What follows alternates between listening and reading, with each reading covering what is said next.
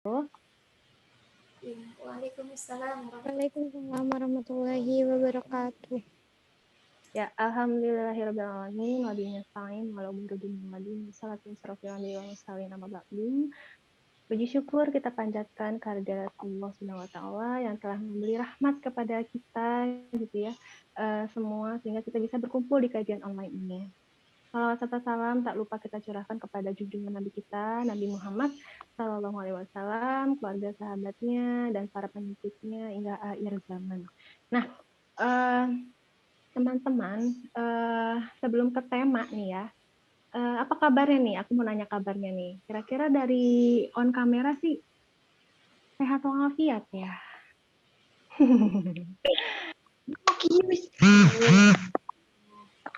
Alhamdulillah ya semuanya ya. Terus ya, semoga sehat selalu semuanya. Tetap kita masih dalam kondisi yang masih mengkhawatirkan, jaga kesehatan semuanya. Oke. Ya, saya mau lihat dulu nih. Bagi yang sudah join siapa aja? Oke, masih ada Usti Dinafa Zalvina, Usti Husnul ya, Usti Rahma Thayyibah. Oke, masih kita tunggu ya untuk peserta yang lain untuk berjoin. Mohon maaf iklan. Oke, sebelum itu saya mau memberi aturan di dalam forum. Aturan di dalam forum itu harus berpakaian muslimah, teman-teman, tidak membuka aurat ya. Lalu mengaktifkan on kamera, boleh off, tapi kalau memang ada kendala darurat atau uzur itu diperbolehkan, silakan. Lalu matikan mikrofon atau mute ya ketika kajian berlangsung, atau mungkin bisa dipersilakan dari pemateri jika memang harus di mute ya, atau unmute, sorry.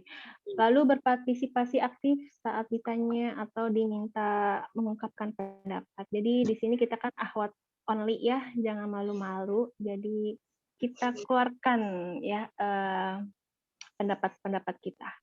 Nah, teman-teman, sebelum itu kita punya media sosial dari Facebook, dari YouTube, dari Instagram, dari Telegram, yang nama akunnya itu _you_key community. Agak belibet sih memang. Tapi nama akunnya sama semuanya ya. Jadi silakan di follow, like, subscribe. Jadi kita ramaikan bersama-sama. Nah, sebelum itu ke tema nih ya, sebelum ke tema, aku mau tahu nih testimoni dari teman-teman di sini yang ikut kajian minggu kemarin. Sampai motivasinya tuh apa sampai saat ini tuh bergabung lagi gitu. Coba aku mau nanya ke siapa ya.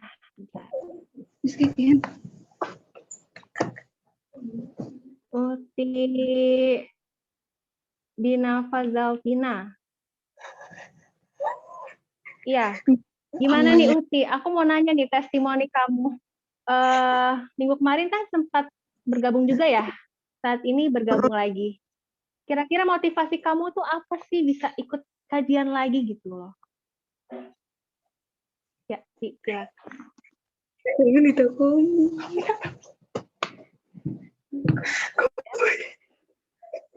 Kompetitif.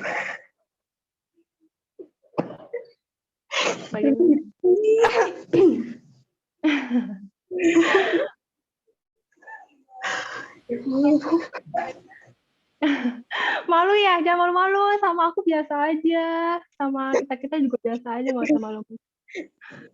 Iya gimana tes? Aku mau tahu nih testimoninya gimana nih, kamu pendapatnya gimana minggu kemarin soal kajian yang dibawakan oleh Kanisa ya minggu kemarin ya. Nah saat ini Hafalan kita ada Fitri, kajian. dia baru ikut baru ikut pertemuan sekarang. Oh baru pertama ikut ya? Masa iya, kan pernah ikut ya tahu saya? Gimana nih? Oh, mohon disampaikan dong, masa malu-malu ya. Ya Allah, mohon maaf ya, Afwan ya, Afwan Zidan ya Allah. Kalau gitu langsung aja deh Kak Husnul. Kak Husnul itu udah jelas banget kan. Ada jelas banget kan, secara beliau kemarin itu sempat sharing. Ya gimana nih Kak Husno? Aku minta testimoninya nih dari Kak Husno yang masih istiqomah sampai saat ini. Mantap ya, mantapnya ini ketemu. Ya, motivasinya sih memang dari diri sendiri ya semuanya ya. Maksudnya keinginan dari kita sendiri mau gimana lah, bener-bener kepengen ikut kajian atau enggak. Tapi alhamdulillah sih, jujur ya Kak, maksudnya buat yang aku tuh nggak pernah ikut kajian, jujur aja nggak pernah. Namanya ikut kajian tuh kayaknya hawanya males banget, nggak tahu kenapa. Kemarin emang diajak pertama tuh sama Mbak Dina tuh, sama Mbak Dina karena satu SMA diajak, ayo coba ikut kajian. Pertama sih yakin nggak yakin, ya udah deh, coba karena temanya juga agak menarik kan, ya udah aku ikut. Oh kajian gini ya, asik gitu kan. Jujur kemarin baru pertama kali ikut kajian, dan itu memang lewat Zoom gitu ya, nggak pernah kayak namanya kalau ikut kajian langsung atau tuh nggak pernah sama sekali, nggak pernah, cuma iya aja tapi realnya nggak pernah ikut. Alhamdulillah sih kemarin baru pertama kali ikut dan bener-bener asik, orangnya nggak sesaklek yang saya pikirin gitu kan. Namanya orang kan kadang, aduh nggak usah ikut kajian nanti begini. Tapi alhamdulillah kemarin bener-bener namanya ikut kajian itu memotivasi diri sendiri dan jadi apa ya, oh ternyata nggak semua yang orang pikirin tentang kajian tuh jelek loh, ternyata ada positifnya sendiri dan ada apa ya, ada rasa kayak seneng aja sih di dalam diri tuh, kayak ada seneng aja, nggak tahu kenapa. Makanya alhamdulillah ikut lagi. Semoga kedepannya bisa terus ikut. Amin.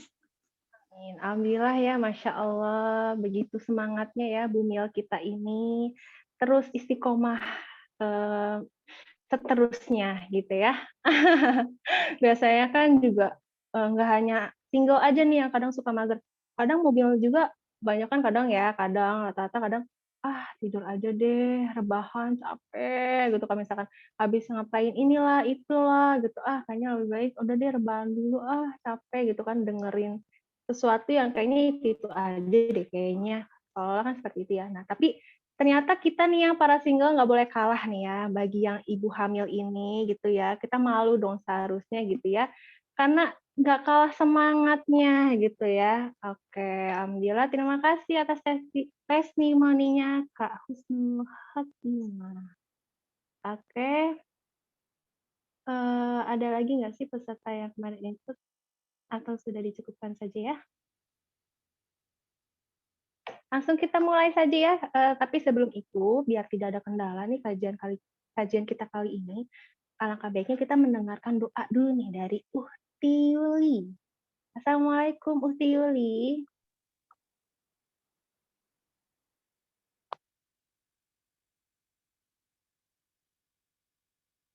Assalamualaikum, Uhti Yuli sudah siapkah?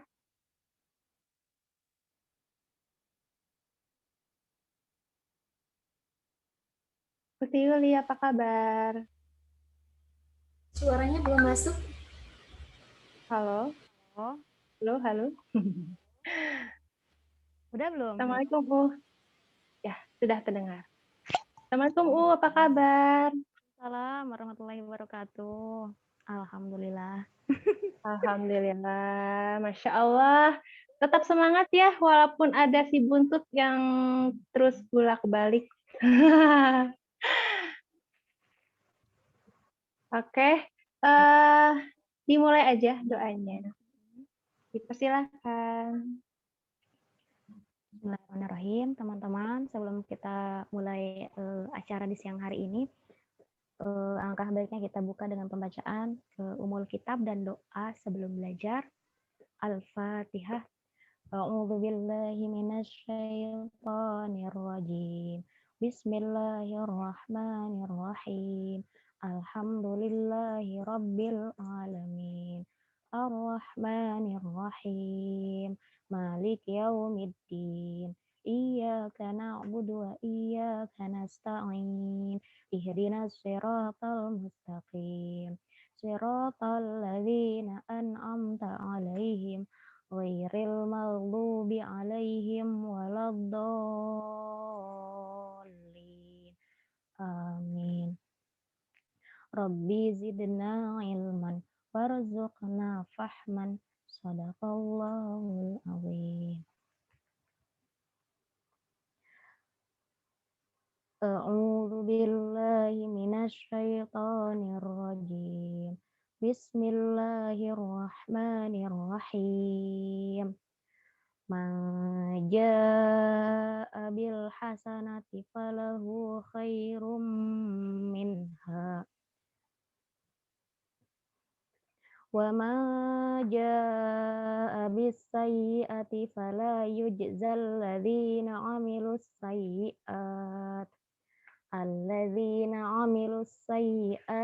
illa ma kanu ya'malun. Innal ladzi farada 'alaikal qur'ana laradduka ila ma'ad. Rabbi a'lamu man jaa'a bil huda wa man huwa fi dhalalim mubin. Wa ma kunta tarju ayyulqa ilaikal kitabu illa rahmatan min rabbika fala takunanna zahiran lil kafirin. Artinya, barang siapa yang datang dengan membawa kebaikan, maka dia akan mendapat pahala yang lebih baik daripada kebaikannya itu. Dan barang siapa yang datang dengan membawa kejahatan, maka orang-orang yang telah mengerjakan kejahatan itu hanya diberi balasan seimbang dengan apa yang dahulu mereka kerjakan. Sesungguhnya Allah yang mewajibkan Muhammad untuk melaksanakan hukum-hukum Al-Quran. Benar-benar akan mengembalikanmu ke tempat kembali. Katakanlah, wahai Muhammad, Tuhanku mengetahui orang yang membawa petunjuk dan orang yang berada dalam kesesatan yang nyata. Dan engkau Muhammad tidak pernah mengharap agar kitab Al-Quran itu diturunkan kepadamu, tetapi ia diturunkan sebagai rahmat dari Tuhanmu. Sebab itu janganlah sekali-kali engkau menjadi penolong bagi orang-orang yang kafir. Quran Surat Al-Qasas ayat 84 sampai 86. Shadaqallahul azim. Wassalamualaikum warahmatullahi wabarakatuh. Alhamdulillah, jazakillah, Uziwi. Semoga yang membaca dan mendengarkan mendapatkan rahmatnya dari Allah. Amin, amin ya rabbal alamin.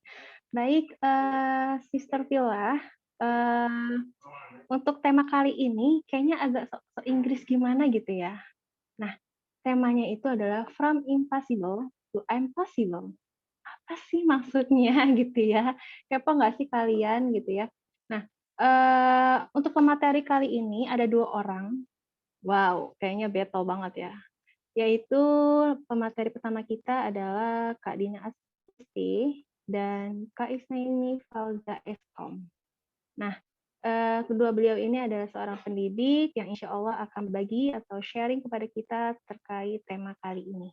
Nah, kita panggil aja yuk. Assalamualaikum warahmatullahi wabarakatuh. Uhti Dina Askia. Apa kabar? Waalaikumsalam warahmatullahi wabarakatuh. Alhamdulillah baik, Kak Fitri. Gimana yang lain? Kak Fitri sendiri dengan lain sehat? Ya, sehat ya, alhamdulillah. Oke, Kak Askia, sebelum ke pemateri nih, sebelum aku nanya-nanya, aku mau info nih ke teman-teman. Sebelum kalian leave dari forum ini, kita akan mengadakan fokus dulu. Tapi selain itu ada yang baru, kita mengadakan challenge. Mohon maaf, suara apa ya? Iya, oke. Kita mengadakan challenge. Challenge-nya itu adalah teman-teman semua di sini silakan membuat review di story IG Instagram kita itu tag Kiki Community, lalu di tag juga nama pemateri kita. Setelah kajian ini silakan direview. Maksimalnya itu adalah enaknya kapan ya? besok apa hari ini? Jam 12 malam gitu ya. Oke, paling maksimal itu di-share itu jam 12 malam mungkin ya. Kita batasi nanti untuk pengumuman siapa pemenangnya, kita hanya satu orang aja ya, satu orang pemenangnya nanti diumumkan di hari Ahad. Kita DM atau berikan lagi namanya tersebut gitu. Jadi siap-siap untuk teman-teman silakan dipahami dengan penjelasan materi hari ini, nanti direview sebaik mungkin seperti itu. Oke, Kak Askia silakan. Untuk tema kali ini nih Kak, kita itu membahas dari yang mustahil sampai mungkin gitu. Atau bisa kata bahasa lain tuh dari yang nggak bisa jadi bisa. Kita ini sebenarnya apa nih? Dalam sesuatu apa nih? Ngomongin apa sih sebenarnya? Maksudnya apa gitu? Coba nih Kak Askia, dipersilakan. Sebelum saya mulai, izinkan saya menyapa dulu ya ke yang lain, ke pembicara kedua, Kak Falda. Assalamualaikum Kak Falda, sehat? Dan yang lain. Nah, sebenarnya kita itu mau ngomongin apa sih gitu ya di forum ini gitu. Nah, sebelum saya mulai, ini ya sebenarnya saya nggak mau menggurui, tapi kita sharing aja. Tadi kan berdasarkan Kak Fitri bilang, ini tuh judulnya ke Inggris-Inggrisan banget gitu ya. Sebenarnya kita mau ngomongin apa gitu ya. Kok kayak nggak ada dakwah-dakwahnya. Nah, tadi ya betul sedikit sudah disinggung oleh Kak Fitri. Di sini saya izin share dulu ya, share. Nggak bisa di-share ya? Host yang share ya? Mau share sendiri bisa? Iya, sendiri aja coba ya.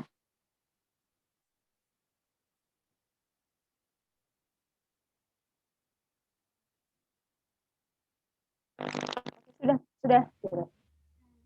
Oke. Sudah terlihat teman-teman, akhwatifillah ya Allah dari sini layarnya. Ya, sudah. Alhamdulillah. Oke, kalau dari judul itu kan kelihatan banget ya, from impossible to impossible gitu. Dari kita tuh nggak bisa gitu ya, nggak mungkin nggak bisa gitu ya, menjadi kita tuh pasti bisa gitu. Nah sebenarnya ini tuh ngomongin dakwah sebenarnya gitu ya, dari kita nggak bisa dakwah menjadi bisa dakwah gitu. Nah apa posisi kita sebagai manusia umat Islam itu di dakwah itu seperti apa gitu. Sebenarnya ngomongin dakwah sih Kak Fitri kalau dari judul ini gitu, tapi nggak terlihat ya. Ya. Oke, baik, lanjut ya. Oh, ini saya lanjutkan langsung ya. Oke. Nah, pernah nggak sih gitu ya, akhwatifillah di sini itu ngerasa minder gitu ya ketika mau mendakwakan sesuatu atau merasa dia bisa kok aku enggak gitu ya. Kenapa kok kita tuh nggak bisa gitu ya? Atau misalkan aku tuh tahu riba tuh haram, aku tuh tahu kita tuh harus menutup aurat, tapi aku nggak tahu cara nyampein ke orang tuh gimana, cara dakwah ke orang itu gimana. Ataupun aku tuh pengen deh dakwah kayak orang lain, tapi kan aku bukan lulusan pesantren, aku bukan lulusan dari universitas yang agama gitu ya, berkaitan dengan agama. Nah, pernah nggak sih akhwatifillah tuh merasa kayak gitu? Nah, saya mau tanya dulu ya, kalau di sini tuh ada siapa ya? Sebentar ya. Sebentar, aku mau nanya ke Hanifah. Ukti Hanifah, pernah nggak ngerasain kayak gitu? Pernah lah, Kak. Seperti yang baru kita mulai itu, pasti kesulitan kan kita dalam melakukannya. Jadi, ya fase-fase kayak gitu pasti pernah. Mindernya dalam hal apa? Kalau boleh tahu, kayak misalkan, kalau tadi kan ada kayak kita bukan lulusan pesantren atau kita kuliah itu di bidang yang bukan berkaitan dengan agama. Kalau Ukti Hanifah sendiri itu mindernya di apa? Mindernya, ya salah satunya seperti itu juga, Kak. Mungkin kalau aku mindernya itu mungkin dengan cara penyampaiannya kali ya, Kak. Kira-kira mindernya kayaknya aku nyampeinnya nggak bener deh, ada yang lebih baik lagi dari aku kalau aku nyampein. Jadi kesana itu aku tuh masih pasif aja gitu. Kalau kita berdakwah kan otomatis kita aktif kan, gerak kayak gitu. Kurang lebih kayak gitu sih, Kak. Oke, berarti memang rata-rata seperti itu ya. Saya mau tanya satu lagi. Kalau berdasarkan tadi ceritanya Mbak Husnul gitu ya, kalau Mbak Husnul kan bilang, aku tuh baru pertama kali ikut kajian gitu. Sebelumnya tuh belum pernah sama sekali gitu ya. Baru kali ini gitu. Nah, berarti pernah nggak Mbak Husnul sendiri itu mencoba untuk berdakwah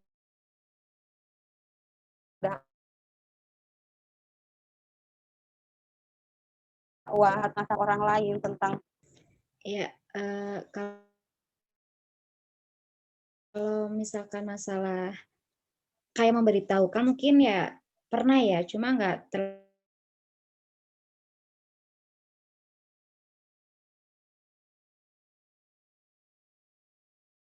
orang yang kita kenal dan yang deket-deket aja sih. Kalau yang kayak terlalu, lah ya misalkan ya udah itu bukan urusan saya gitu ya nggak terlalu. Ada rasa minder juga lagi ya, ada yang lebih tahu juga.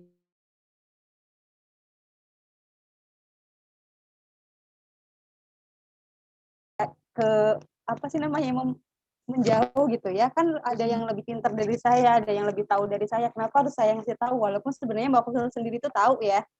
Nah, berarti Iya. memang dari diri kita masing-masing itu punya permasalahan sendiri ya.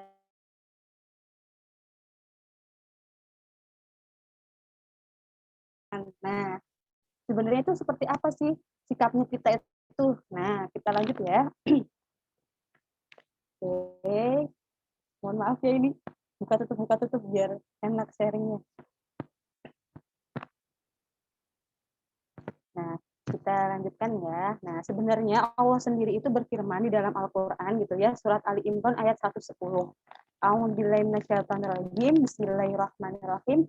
Kuntum khairu ummatin ukhrijat lin-nasi ta'muruna bil ma'ruf wa tanhauna 'anil munkari wa tu'minuna billah. Kuntum khairu ummatin. Kamu, kita nih ya, kamu, kita yang di sini umat Islam adalah umat terbaik. Ukhrijat linnasi, yang dilahirkan untuk manusia. Manusia ini berarti di sini umum ya, bukan umat Islam saja. Berbeda dengan penyebutan tadi, kuntum khairu ummatin, kalau itu kan untuk umat Islam. Nah, ukhrijat linnasi, yang dilahirkan untuk manusia kalangan umum, ta'muruna bil ma'ruf, karena kamu menyuruh berbuat yang ma'ruf atau kebaikan gitu ya.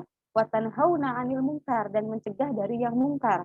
Wa tu'minuna billah, dan beriman kepada Allah. Nah, kalau dilihat dari firman Allah di surat Ali Imran ini ya, di ayat 110 ini, berarti menggambarkan bahwa setiap muslim itu memiliki kewajiban dakwah masing-masing.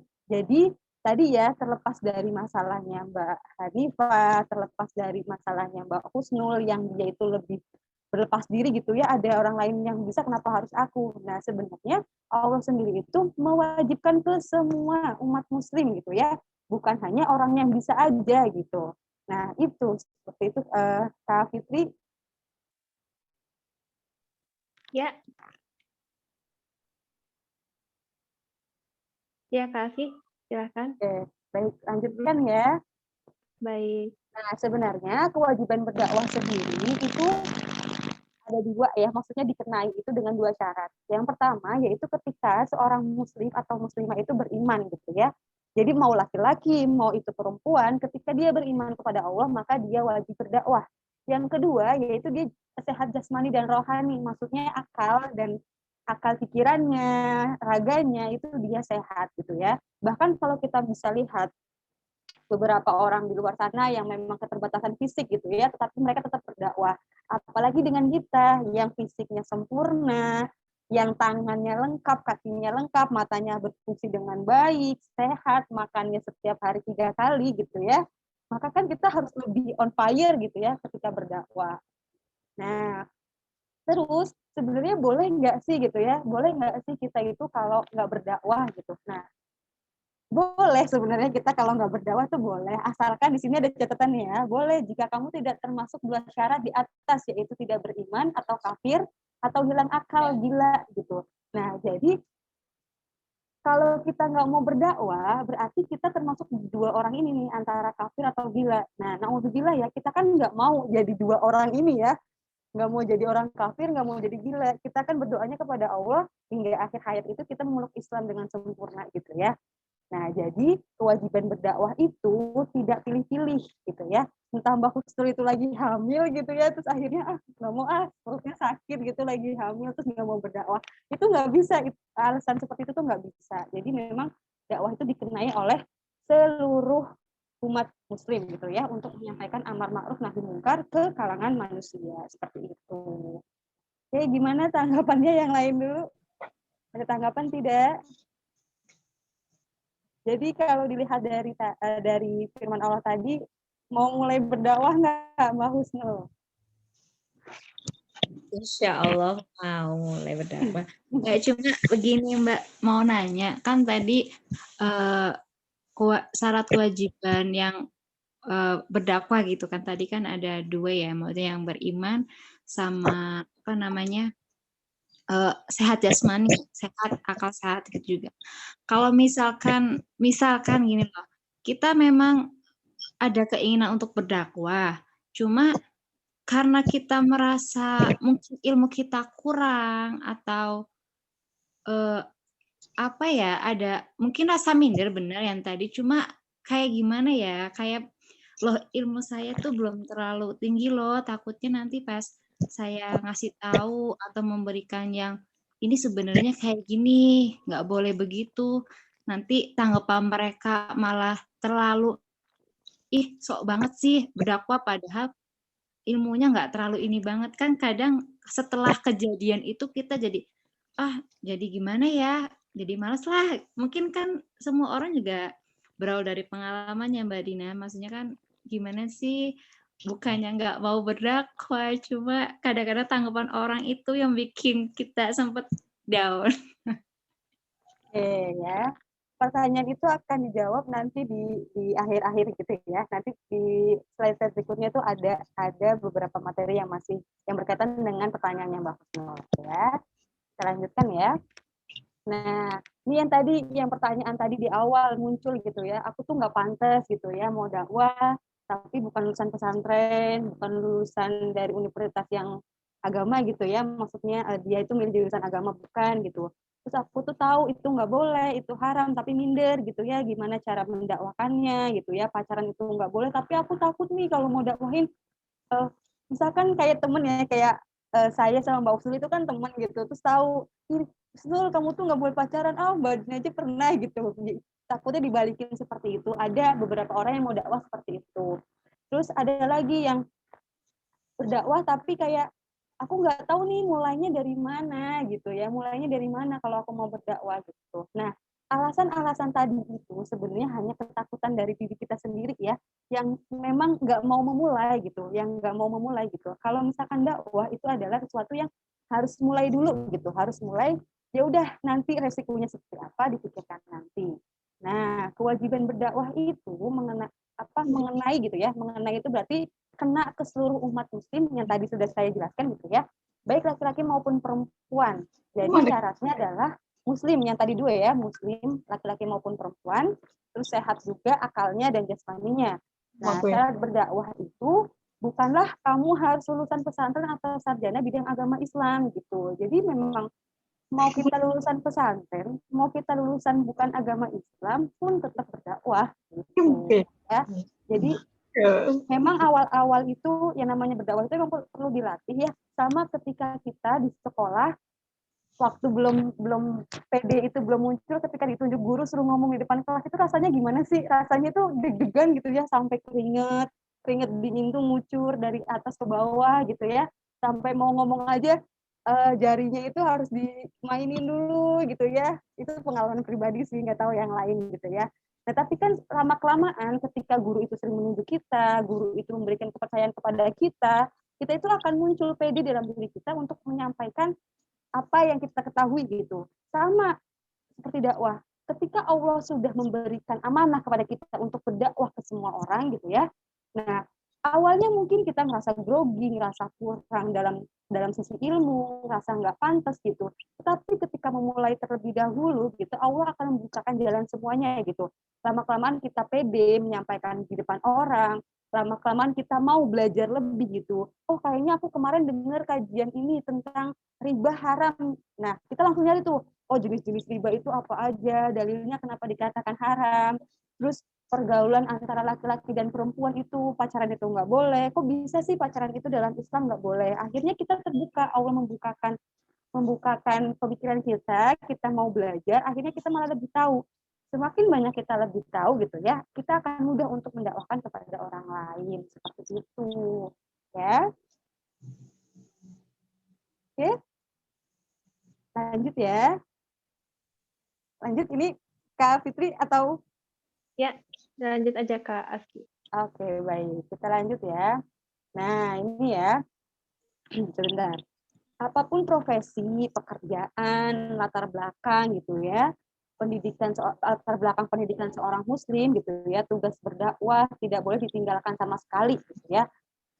Kayak misalkan kalau teman-teman lihat gitu ya, kalau Sister Villa lihat di judul gitu ya, di poster judul kajian hari ini kan antara saya dan Kak Falzah yang hari ini mengisi materi itu kan memang titelnya belakangnya bukan dari SAG gitu ya, atau LC gitu ya, titel yang agama gitu, atau lulusan pesantren, apalagi saya nggak pernah pesantren gitu ya, apalagi kuliah dalam jurusan agama, kuliahnya jurusan teknik gitu ya, sedangkan Ukti Falzah sendiri aja lulusannya itu lulusan sarjana komunikasi gitu. Kita berdua dengan latar belakang yang bukan dari agama, bukan dari pesantren. Tetapi kenapa kita itu masih mau untuk mendakwahkan tentang Islam ya karena firman Allah yang di surat tadi apa aku lupa deh Ali Imran ayat 110 gitu ya, karena kewajiban dakwah itu sendiri mengenai setiap muslim. Nah, kalau wajib berarti ketika kita meninggalkan hukumnya jadi apa? Kalau wajib ketika kita meninggalkan berarti kita jadi dapat apa? Berdosa kan ya? Ketika sesuatu yang wajib tetapi kita tinggalkan, maka kita berdosa gitu. Nah, sudah seperti itu, kita tahu nih kalau kita dakwah itu wajib, ketika meninggalkan itu berdosa. Masa kita tetap akan diam saja gitu ya? Hanya diam saja, ya udahlah aku nyari ilmu dulu aja, dakwahnya nanti gitu ya. Memang kita di sini ada yang menjamin besok masih hidup atau setengah jam lagi masih hidup, kan tidak ada ya. Makanya dakwahlah gitu ya, dakwahlah walaupun yang antum ketahui gitu ya, yang uktifillah di sini ketahui itu hanya sedikit gitu. Misalkan hanya tahu pacaran itu nggak boleh, ya udah dakwahin pacaran itu nggak boleh sambil nyari ilmunya. Terus riba itu haram, ya udah dakwahin riba itu haram sambil nyari ilmunya, sambil belajar terus, sambil cari hukum syariat yang lain. Nah, itu harus selalu dipelajari gitu ya. Nah, terus setiap muslim berkewajiban untuk menyampaikan dakwah sesuai dengan kapasitas dan kemampuan yang dimiliki gitu. Kayak tadi Mbak Husnul itu kan lulusannya manajemen. Terus kalau nggak salah Ukti Fitri juga lulusan manajemen ya, atau akuntansi sih, saya lupa. Manajemen, cuman lebih ke Manajemen gitu ya. Nah, sama-sama manajemen gitu. Nah, berarti antara Mbak Husnul dan Mbak Fitri itu bisa mencari ladang dakwah yang berkaitan dengan manajemen gitu ya. Sedangkan kan kalau manajemen dan ekonomi itu lebih banyak ya cakupan dakwahnya gitu ya. Transaksi dengan Islam itu seperti apa. Nah, itu bisa dicari dari situ gitu. Ataupun tadi kalau Mbak Rahma itu kuliah dari jurusan teknik kimia ya, yang kebetulan sama kayak saya gitu ya. Tadi tuh sempat ada temennya nanya, terus kamu dakwahnya apa kalau jurusan teknik gitu ya, teknik kimia terus dakwahnya apa sih? Kalau kita mau menggali gitu ya, menggali lebih luas itu banyak sekali ladang dakwah gitu ya di dalam setiap masing-masing ilmu gitu. Kalau teknik kimia sendiri kayak kita itu bisa tahu bahan-bahan yang kita tahu, yang kita pahami itu boleh atau enggak gitu ya dipakai gitu untuk konstruksi atau enggak, itu pasti ada gitu. Nah, setiap pos-pos Islam itu punya masing-masing pendakwah di bagiannya masing-masing gitu. Jadi kita hanya tinggal mengisi pos kita aja, kayak aku nih teknik kimia ya, berarti aku ngisi pos itu, terus Mbak Husnul ngisi pos manajemen gitu. Jadi ada posnya masing-masing sesuai dengan kemampuan kita. Jadi nggak ada alasan lagi untuk bilang aku nggak mau dakwah soalnya aku bukan lulusan pesantren, atau nggak bisa nih ya kalau masalah ini. Nah, berarti itu bukan alasan itu lagi gitu yang kita gunakan ya, karena kita tahu bahwa dakwah itu wajib gitu ya ke semua umat muslim gitu. Terus nah biar semakin yakin gitu ya, biar semakin yakin bahwa dakwah itu wajib bagi kaum muslim gitu ya untuk menyiarkan agama Islam ke seluruh umat manusia. Kita lihat hadis di bawah ini ya. Nah, sebenarnya apakah dakwah itu hanya kewajiban para ulama dan mubalik, maksudnya hanya orang yang tahu aja tentang agama gitu ya. Nah, tentu enggak ya, karena tadi ya kewajiban dakwah itu mengenai kaum muslim antara laki-laki dan perempuan itu terkena semua. Jadi tugas dakwah itu bukan hanya kiai, ustadz, ulama, bukan hanya mereka, tetapi kita juga. Gimana caranya misalkan Agim yang terkenal gitu ya, yang terkenal kita contohkan Agim, bisa dakwah ke pelosok kan waktunya juga kayaknya nggak ada ya saking sibuknya beliau dakwah di tempat lain. Nah akhirnya kita yang dekat dengan tempat tersebut kita yang mengisi gitu loh. Masa kita harus nungguin Agim dulu ke tempat kita gitu ya, kan lama gitu ya. Nah makanya kita yang mengisi gitu. Ataupun tempat-tempat dakwah lain gitu ya. Atau misalkan kalau di Brebes gitu ya, di Brebes itu nungguin siapa kalau yang terkenal. Ustadz Abdul Somad ke Brebes itu nunggu tahun depan atau tahun kapan gitu ya. Masa kita dakwah nungguin Ustadz Abdul Somad datang dulu gitu baru kita mau berdakwah. Kan enggak ya. Makanya kita itu harus mengisi posnya masing-masing, jangan menunggu kita sempurna dulu. Kalau menunggu kita sempurna itu enggak akan selesai. Kayak tadi ya, enggak akan ada yang bisa menjamin selain Allah sendiri gitu ya, kita itu akan bisa hidup setengah jam lagi ataupun besok masih hidup atau enggak gitu. Nah, sedangkan kalau misalkan kita besok mati terus kita belum berdakwah, kita tetap dihukumi berdosa gitu ya karena kewajiban yang tadi. Nah, terus hadis di riwayat Muslim ini sebentar ya, ini enggak kelihatan sama aku. Nah, Bismillahirrahmanirrahim. Man ra'a minkum munkaran falyughayyirhu biyadihi fa illam yastati fa bilisani fa illam yastati fa biqalbi wa dzalika adhaful iman. Barang siapa di antara kalian yang melihat kemungkaran, nah kemungkaran ya, hendaknya dia merubah dengan tangannya. Kalau tidak bisa dengan tangannya, berarti hendaknya dia merubah dengan lisannya. Kalau tidak bisa juga antara tangan dan lisan, maka dia merubahnya dengan hatinya. Maksudnya ini berdoa ya. Berdoa. Nah, dan yang demikian adalah selemah-lemahnya iman. Nah, ini termasuk tadi jawabannya Mbak Husnul ya. Aku tuh udah pengen dakwah, tapi temen aku tuh kalau itu suka bilang, ih kamu sok tahu banget sih gitu ya. Nah, ini jawabannya ya. Jadi ketika Mbak Husnul ngeliat kemungkaran, ih di depan ada orang pacaran, bilang, Mas, Mbak nggak boleh pacaran di depan. Di belakang boleh, enggak. Maksudnya nggak boleh, Mas, Mbak nggak boleh pacaran di dalam Islam tuh nggak ada pacaran gini gitu ya. Tapi dengan cara yang baik, jangan langsung nuding ya, apalagi di tempat umum gitu ya. Itu nggak sopan. Malah nanti takutnya yang didakwahi malah kabur gitu ya. Jadi pelan-pelan ya dengan amar ma'ruf nahi mungkar. Jadi dengan kebaikan gitu ya mendakwakannya. Nah, ketika kita melihat kemungkaran di depan kita, nah kita malah wajib gitu ya, wajib mendakwakannya. Kalau tadi ya bisa dengan tindakan kayak tadi, Mas, Mbak, pacaran tuh nggak boleh loh. Dalam Islam tuh gini-gini. Nah, ternyata nggak bisa lagi. Tadi kan udah dengan tindakan dan lisan ya, berarti kita hanya bisa berdoa kepada Allah ya, karena kan Allah yang maha membolak-balikkan hati manusia gitu. Nah, ketika kita berdoa itu adalah selemah-lemahnya gitu ya, selemah-lemahnya iman, maksudnya apa selemah-lemahnya tindakan ketika kita berdakwah gitu, karena doa itu adalah senjata terakhir gitu ya. Selagi kita masih bisa bergerak berdakwah, selagi kita masih bisa menyampaikan, maka lakukanlah itu dulu gitu. Nah, kalau kita sudah melakukan semuanya, tapi tetap orangnya nggak bisa menerima, ya sudah kita doakan saja. Semoga Allah yang maha membolak-balikkan hati dia dan dia cepat sadar gitu. Nah, itu mungkin materi yang saya sampaikan. Ada tanggapan dulu dari yang lain? Ya, dipersilakan jika ada yang ingin menanggapi. Masya Allah banget ya berarti ya Kak Aski ya, bahwa kewajiban dakwah itu tidak memandang lulusan atau jurusan gitu ya. Harus punya titel dulu lulusan agama gitu ya, atau lulusan pesantren dulu gitu ya, baru bisa berdakwah. Wah, ternyata tidak seperti itu. Islam itu justru berkewajiban berdakwah, tidak memandang seperti itu. Siapapun muslim muslimah wajib berdakwah, seperti itu ya Kak Aski ya. Ya, betul Kak Fitri. Jadi memang sahabat Rasulullah pun nanti yang akan diceritakan sama pembicara kedua pun, sahabat Rasulullah pun nggak menunggu sampai sempurna gitu ya, sampai sempurna imannya gitu, sampai Al-Qur'annya tuh turun semuanya jadi satu Al-Qur'an, terus mereka baru berdakwah, enggak gitu ya.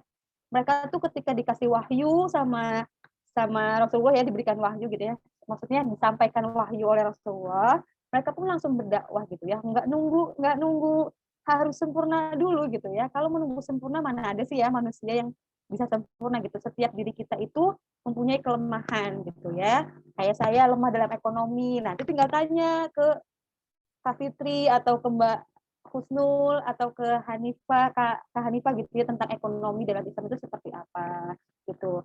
Terus nanti yang lain kalau misalkan nggak tahu hukum apa gitu, bisa nanya ke orang yang memang paham dalam hal itu gitu. Jadi jangan pernah minder gitu ya. Bergerak aja dulu gitu ya, melangkah aja dulu kita dakwah. Walaupun itu kecil, masalah kecil kayak misalkan makan pakai tangan kanan, jangan pakai tangan kiri. Nah, itu juga berdakwah kan? Nah, kasih tahu, makan itu harusnya pakai tangan kanan loh, bukan pakai tangan kiri, gitu. Jadi dalam hal-hal kecil saja itu bisa untuk didakwahkan ya. Bukan harus kita dakwah tentang masalah besar gitu ya, ngomongin masalah besar gitu, enggak. Tapi masalah kecil aja kita bisa mendakwahkan. Gitu, Kak Fitri ya, Kak Fitri. Baik, wow, Masya Allah banget ya. Kita lagi-lagi diingatkan nih, Ahwati Fillah, kita satu sama lain itu wajib gitu ya, wajib mengingatkan gitu ya. Jika memang kita memiliki kesalahan gitu ya dalam aturan Islam, maka wajib kita mengingatkan, berdakwah gitu. Mengingatkan sama dengan berdakwah. Seperti itu kayak ya. Nah, Kak Aski, tapi terkadang orang tuh ada loh banyak juga yang dimana kita punya ilmunya gitu. Tapi kayaknya pelit banget gitu untuk sharing gitu. Saking apa ya, kayak, lo cari sendiri lah. Di mana-mana banyak kok ilmu agama gitu kan. Kenapa harus gue sharing juga gitu. Ya, gue dapat ilmunya pun juga usaha loh. Nggak semudah itu. Jadi maaf ya, cari sendiri.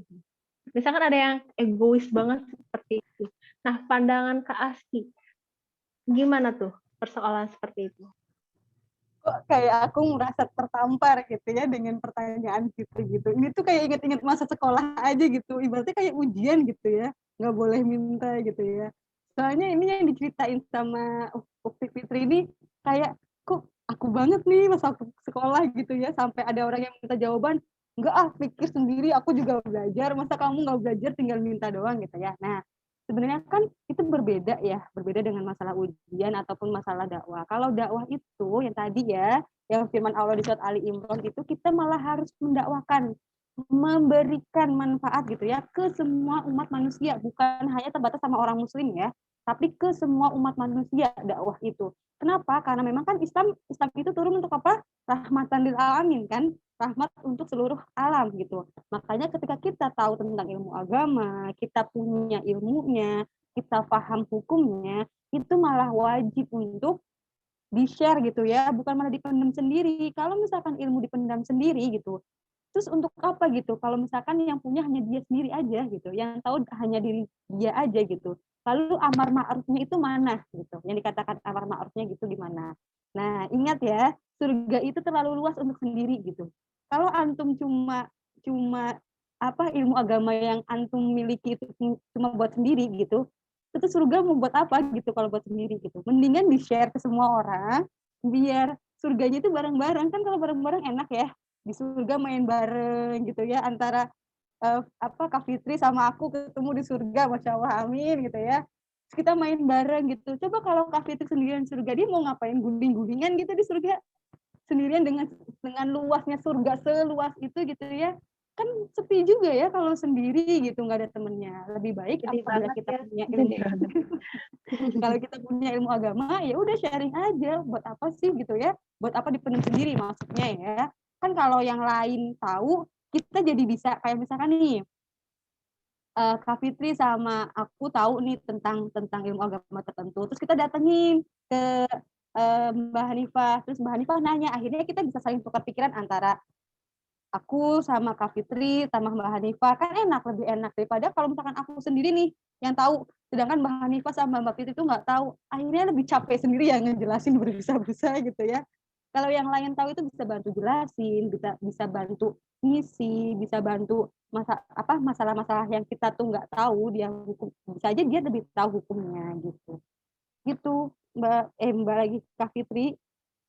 Baik, jadi Masya Allah banget ya kalau misalnya sama-sama kita menikmati gitu ya di surganya bareng-bareng kan gitu ya.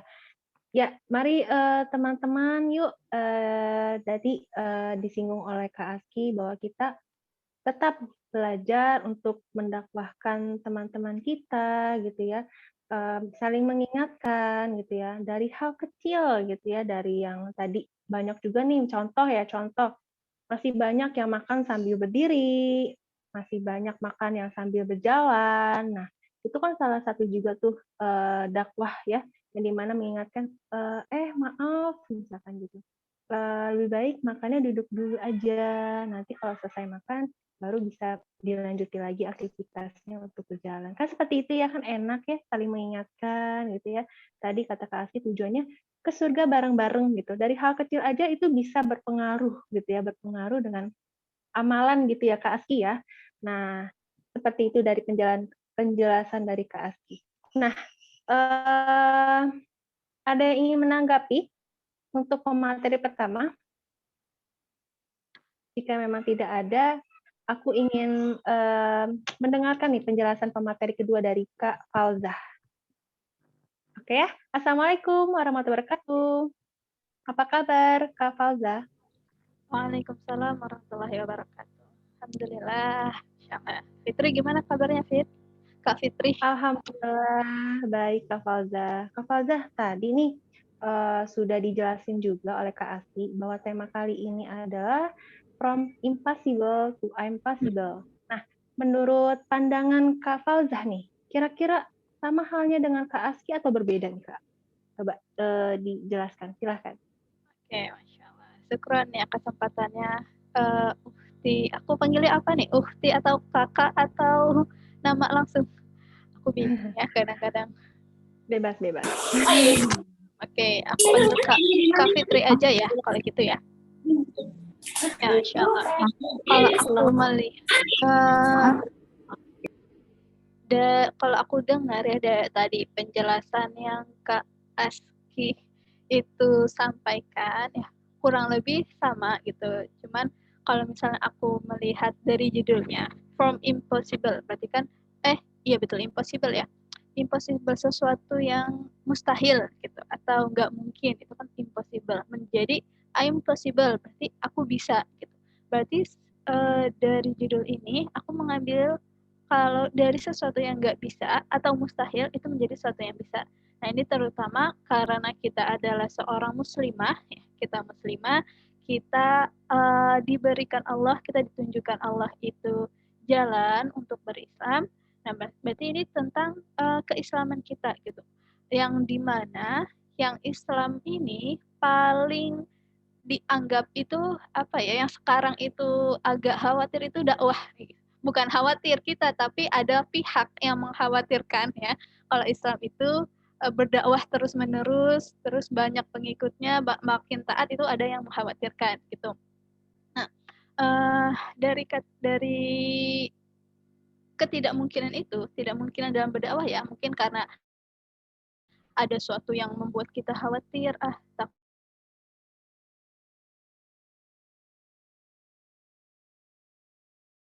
takutnya maaf sebelumnya apakah suara saya terdengar karena udah nggak ada pergerakan di layar handphone, di layar saya. Jelas kan ya suara saya ya? Jelas. Alhamdulillah. Jelas Iya. Kak. Dari ketidakmungkinan itu ya karena mungkin khawatir akan suatu hal yang apalagi sekarang sedang digenjor-genjorkan ya, dicari orang yang pandai berdakwah nih mana gitu. Nah itu mengingatkan aku pada banyak kisah ketika pada zaman Rasulullah SAW. Itu ketika orang yang takut berdakwah gitu ya, aku ingat lagi pasti teman-teman itu kenal kan siapa sahabat Nabi yang dia itu adalah seorang budak. Siapa? Fitri tahu, Fit? Siapa? Tahu? Bilal ya? Nah, Bilal. ya betul. Selain Bilal ada lagi tahu? Mungkin ada yang Ya. tahu. Ya, betul. Sumayyah. Nah, sahabat Nabi yang kenapa aku ingatnya Bilal sama Sumayyah gitu ya? Karena memang mereka itu adalah beberapa sahabat yang dia kalau dibilang kasta sosialnya itu kasta sosial yang rendah gitu, di mana mereka itu adalah budak. Budak di pada zaman Rasulullah itu dinilai sebelah mata ya, yaitu dinilai sebelah mata, terus juga direndahkan gitu ya ketika zaman dulu gitu. Nah, kenapa sih gitu direndahkan? Kenapa sih dia tuh sampai mau berislam gitu ya? Terus dia itu mendapat penyiksaan gitu. Kita kan taunya si Bilal sama Sumayyah itu mereka berjuang mempertahankan keislaman mereka karena majikannya itu tidak mendukung keislamannya gitu kan ya. Nah, di situ karena yang pertama mereka yakin bahwa apa yang mereka yakini, apa yang mereka emban, apa yang mereka jalani ketika itu adalah sesuatu yang benar. Nah, sekarang aku mau tanya nih pada solihah semuanya di sini, yakinkah kalau misalnya Islam itu adalah agama yang benar? Jangan yakin? Insya Allah yakin ya. Insya Yakin. Allah. Yakin. Yakin, bukan insya Allah lagi, tapi emang harus yakin. Ya. Harus, betul. Harus yakin. Insya Allah yakin ya. Yakin 100%. Nah, ya. Aduh, lupa. Nah, pertama mereka yakin kalau misalnya Islam itu adalah agama yang benar. Karena dulu kan agama itu banyak ya. Selain Islam itu banyak. Nah, terus yang kedua, selain dia punya keyakinan, mereka juga selalu bersama dalam jamaah. Nah, pasti di sini teman-teman juga ya, insya Allah berada dalam jamaah. Kayak misalnya, ya walaupun misalnya aku sendiri gitu di rumah, nah tapi kan kita berkumpul kayak gini, terus ikut kajian Zoom gini, walaupun tatapnya di layar gitu ya, walaupun online, kita masih bisa tetap dalam satu lingkaran gitu, walau jarak berjauhan gitu ya, walaupun aku misalnya sama Rahmah gitu, itu nggak pernah ketemu secara langsung ya, Rahma ya. Tapi alhamdulillah Allah pertemukan kita dalam lingkaran ini, bukan lingkaran, pertemuan ini gitu, pertemuan dakwah ini. Nah, itulah yang membuat yang membuat Sumayyah sama Bilal itu tetap berada dalam Islam gitu. Tadi yang pertama dia yakin, yang kedua berada dalam jamaah. Nah, terus gimana? Kita sekarang kan juga yakin gitu ya. Kita yakin kalau misalnya kita Islam, alhamdulillah kita sudah menemukan kelompok yang insya Allah sejalan gitu dengan kita. Bukan insya Allah, pasti sejalan gitu dengan kita. Belajar Islam, terus mengamalkan Islam, itu sama gitu. Nah, dalam Islam ini, ketika kita melakukan sesuatu, ya, pengennya kita itu diterima sama Allah, ya enggak? Pengennya itu mendapatkan pahala dari Allah, ya enggak? Bener ya? Pasti gitu. Nah, dalam Islam ini dari gurunya Imam Syafi'i yang berkata bahwa amalan yang diterima dari seorang muslim itu ada 2 syarat. Tahu syaratnya? Ini yang ini pasti teman-teman pasti sering mendengarkan ya. Yang pertama, syaratnya itu adalah niatnya karena Allah, ya.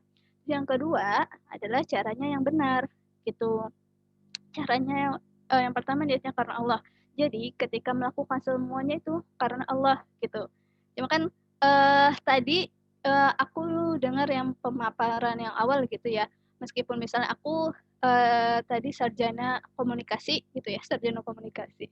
Urusan maksudnya teknik informatika gitu lulusannya. Nah, tapi Allah ini mewajibkan aku untuk berdakwah. Karena apa? Karena aku adalah seorang muslim. Nah, aku ingin lulusan aku ini, ilmu yang aku dapat di selama kuliah ya, ini mendapatkan pahala juga yang pahala yang Allah janjikan gitu kalau misalnya aku berdakwah.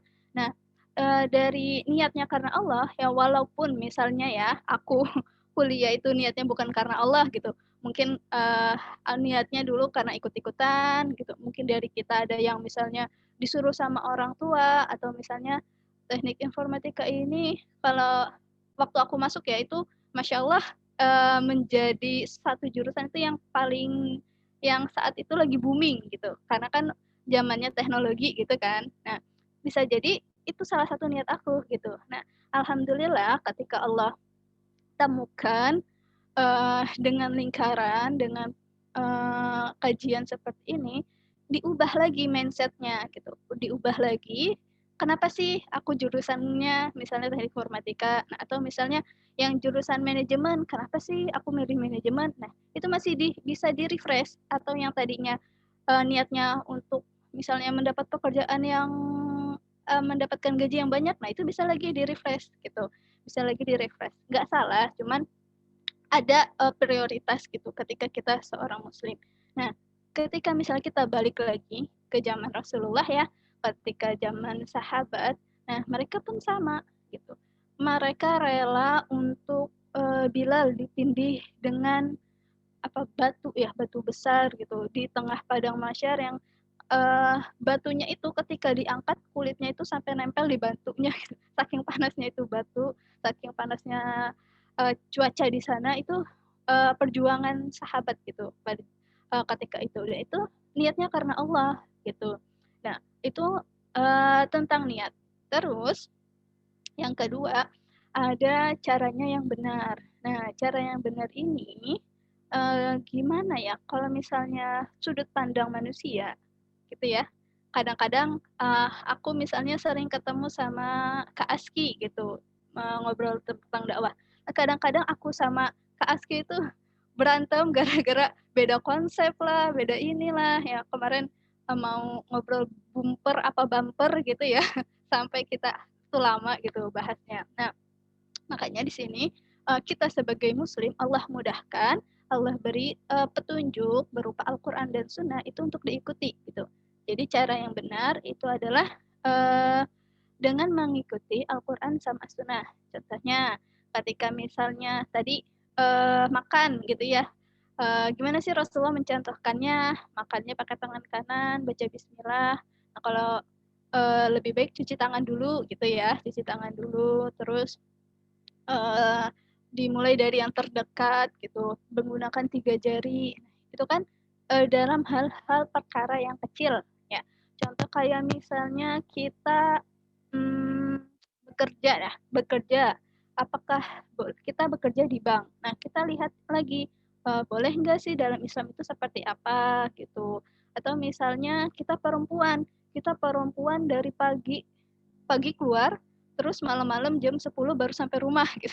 Itu boleh nggak kita sebagai perempuan? Itu kan maksudnya ada contoh-contoh yang Rasulullah ajarkan gitu di dalam Al-Qur'an sama As-Sunnah. Nah, ketika dua syarat itu terpenuhi, tadi ya cara yang benar niat yang ikhlas karena Allah dan cara yang benar. Nah, itu secara nggak langsung kita mau menginstal Islam ke dalam diri kita. Kenapa itu dibilang menginstal? Karena yang pertama, untuk niat karena Allah itu butuh yang namanya pembiasaan ya. Jadi ketika misalnya kita mau makan nih, ya emang karena lapar gitu. Kenapa kita lapar? Kenapa kita makan? Ya, karena kita lapar. Kenapa kita lapar ya? Karena memang itu adalah kewajiban kita untuk menjaga diri kita gitu. Jadi semuanya terus nah Allah itu menyuruh kita untuk menjaga diri kita. Allah itu nggak boleh kita itu zolim sama diri kita. Nah itu sampai gitu pemikirannya itu ke Allah gitu. Itu sesederhana itu ya ketika berpikir tentang Allah gitu. Terus juga terkait cara yang benar. Nah, cara yang benar ini luar biasa butuh perjuangan gitu ya, karena butuh waktu yang banyak gitu ya. Terus juga butuh yang namanya tenaga gitu. Karena kita untuk mencari sesuatu yang benar itu nggak mudah gitu. Karena gini, eh de- kayak misalnya sholat deh. Sholat itu kan kewajiban, ya kan ya? Kewajiban. Nah, sholat ini ketika sholat subuh ada yang pakai kunut, ada yang enggak, ya kan ya? Bener ya? Sholat ada yang pakai kunut, ada yang enggak. Nah, kita mencari tahu lah itu yang benar yang mana gitu. Atau eh misalnya kita mengikuti yang terdahulu, kayak misalnya aku sholat mengikuti ustadz aku waktu kecil gitu, ya kan? Nah, itu kita cari tahu, eh, bukan untuk nanti hasilnya kalau misal kita berbeda pendapat ya dengan ustadz kita sebelumnya, bukan kita untuk menyalahkan orang tersebut, tapi sebagai pertama untuk benteng diri kita. Ketika nanti Allah tanya, kenapa misalnya sholatnya tuh pakai kunut gitu, sehingga kita punya hujah. Begini loh dalam hadis Rasulullah, begini begini begini gitu. Pun nanti ketika misalnya sekarang ya segala sesuatu ketika misalnya kita mulai kajian ada aja gitu orang yang nanya, menurut kamu ini hukumnya apa ya? Tahlilan itu emang boleh gitu. Itu pertanyaan-pertanyaan yang sering ditanyakan kepada orang-orang yang sering ngaji gitu. Ini nanti insya Allah teman-teman juga pernah ya merasakan gitu ditanya, emang boleh gitu, apa abis wudhu makan langsung sholat gitu, emang boleh? Itu banyak kan pertanyaan kayak gitu. Nah, cara yang benar itu kita mencarinya dengan menuntut ilmu gitu. Menuntut ilmu dengan apa? Dengan kajian. Nah, kita tahu ya kalau misalnya menuntut ilmu itu wajib bagi setiap muslim dan muslimah, itu juga ada hadisnya. Jadi itu yang dimaksud itu adalah kita nggak akan terputus gitu. Kan ada ya misalnya yang tadi lulusan pesantren merasa cukup dengan imannya gitu, merasa cukup dengan ilmunya sehingga dinasehatin itu kadang-kadang nggak mau dengar gitu. Nah, padahal menuntut ilmu itu banyak dan ilmu itu luas. Nah, kayak gitu. Nah, itu tentang menginstal pemikiran Islam ya di dalam diri kita. Nah, kalau misalnya kebayang saat zaman Rasulullah itu kenapa sih ya imannya itu kuat-kuat banget gitu. Melihat Bilal bin Rabah, melihat Sumayyah, terus Ali bin Abi Thalib itu kan Masya Allah imannya kuat banget gitu. Rela mempertaruhkan dirinya, rela mempertaruhkan nyawanya. Akhirnya pakai kerudung dulu ya. Untuk Islam gitu, untuk keyakinannya gitu. Kalau misalnya aku dulu pernah berpikir kayaknya enak ya di zaman Rasulullah itu, ketika ada masalah itu kayak misalnya Bilal gitu ya, dia dikena dapat siksaan dari majikannya, tinggal ngadu ke Rasulullah gitu ya. Itu aku dulu ngebayanginnya tuh enak gitu pada zaman Rasulullah gitu. Tapi aku juga lupa, ternyata ketika mikir itu aku lupa bahwa musuh Rasulullah itu nggak seecek-ecek kita loh. Kalau musuh kita siapa sih? Musuh kita paling siapa? Ada yang mau tahu musuh kita? Sebut saja dia A ya, nggak boleh menjudge di sini. Ya sebut dia si A gitu. Yang dia suka nyinyirin tentang Islam. Terus ada yang apa memenjarakan ulama-ulama kita, itu musuh kita. Tapi ketika misalnya kita lihat zaman Nabi Muhammad, itu musuhnya siapa? Abu Jahal, yang yang itu sebenarnya pamannya Rasulullah ya. Terus dia juga menghalangi dakwahnya Rasulullah gitu. Terus sampai Rasulullah itu dilempari sama kotoran unta gitu. Teman-teman di sini ada yang pernah dilemparin kotoran unta atau kotoran yang lain gitu? Lagi misalnya mau kajian atau misalnya mau sholat deh gitu, dilemparin lah kotoran ayam gitu. Enggak kan ya? Enggak sampai gitu. Nah, alhamdulillah kita tuh Allah itu menurunkan kita pada sekarang yang masih bisa kita tangani musuh-musuhnya gitu. Alhamdulillah kita juga tidak merasakan serangan fisik gitu ya. Kalau dulu kan Rasulullah sampai benar dijerat lehernya gitu ya ketika sholat, terus dibanting, terus juga Bilal bin Rabah gitu yang mendapatkan siksaan. Nah itu Masya Allah gitu keimanan para sahabat.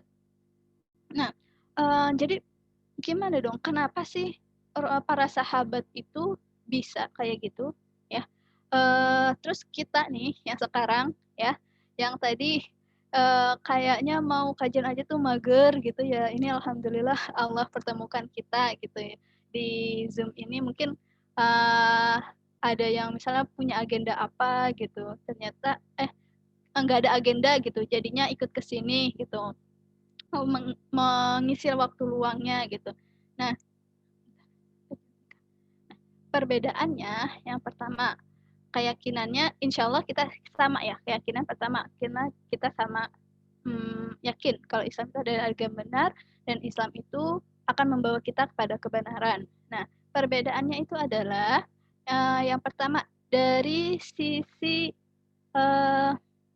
keilmuan gitu ya. Tentunya kita sama para sahabat itu berbeda keilmuan gitu. Karena dulu sahabat ketika menanyakan Islam itu ada langsung Rasulullah ya kan? Apa-apa bisa nanya ke Rasulullah gitu. Kalau kita sekarang bingung misalnya bagaimana hukum berjabat tangan dengan non mahram gitu. Contohnya ya. Terus kita bingung. Nah, carilah kita biasanya di internet ya yang lebih dekat dengan kita. Nyari di internet. Nah, ternyata di internet itu ada yang meluruskan, ada juga yang menyesatkan gitu. Ya kan? Nah, itulah perbedaannya gitu. Dari sisi informasi kita itu sebenarnya dimudahkan ya. Tapi kita perlu hati-hati dalam mencarinya. Kalau dulu kan sahabat langsung ke Rasulullah. Tuh. Nah, yang kedua, kita ini dari kecil kalau teman-teman menyadari ya dari kecil memang kita tidak diwajibkan atau tidak dianjurkan untuk mendalami Islam lebih dalam. Contohnya, mungkin ini teman-teman yang teman-teman yang sekolahnya di sekolahan biasa, bukan kan ada yang MI, MTS, ada yang pesantren gitu ya. Kalau yang di sekolah di tempat biasa itu kerasa gitu. Pelajaran agama itu cuma seminggu 2 jam.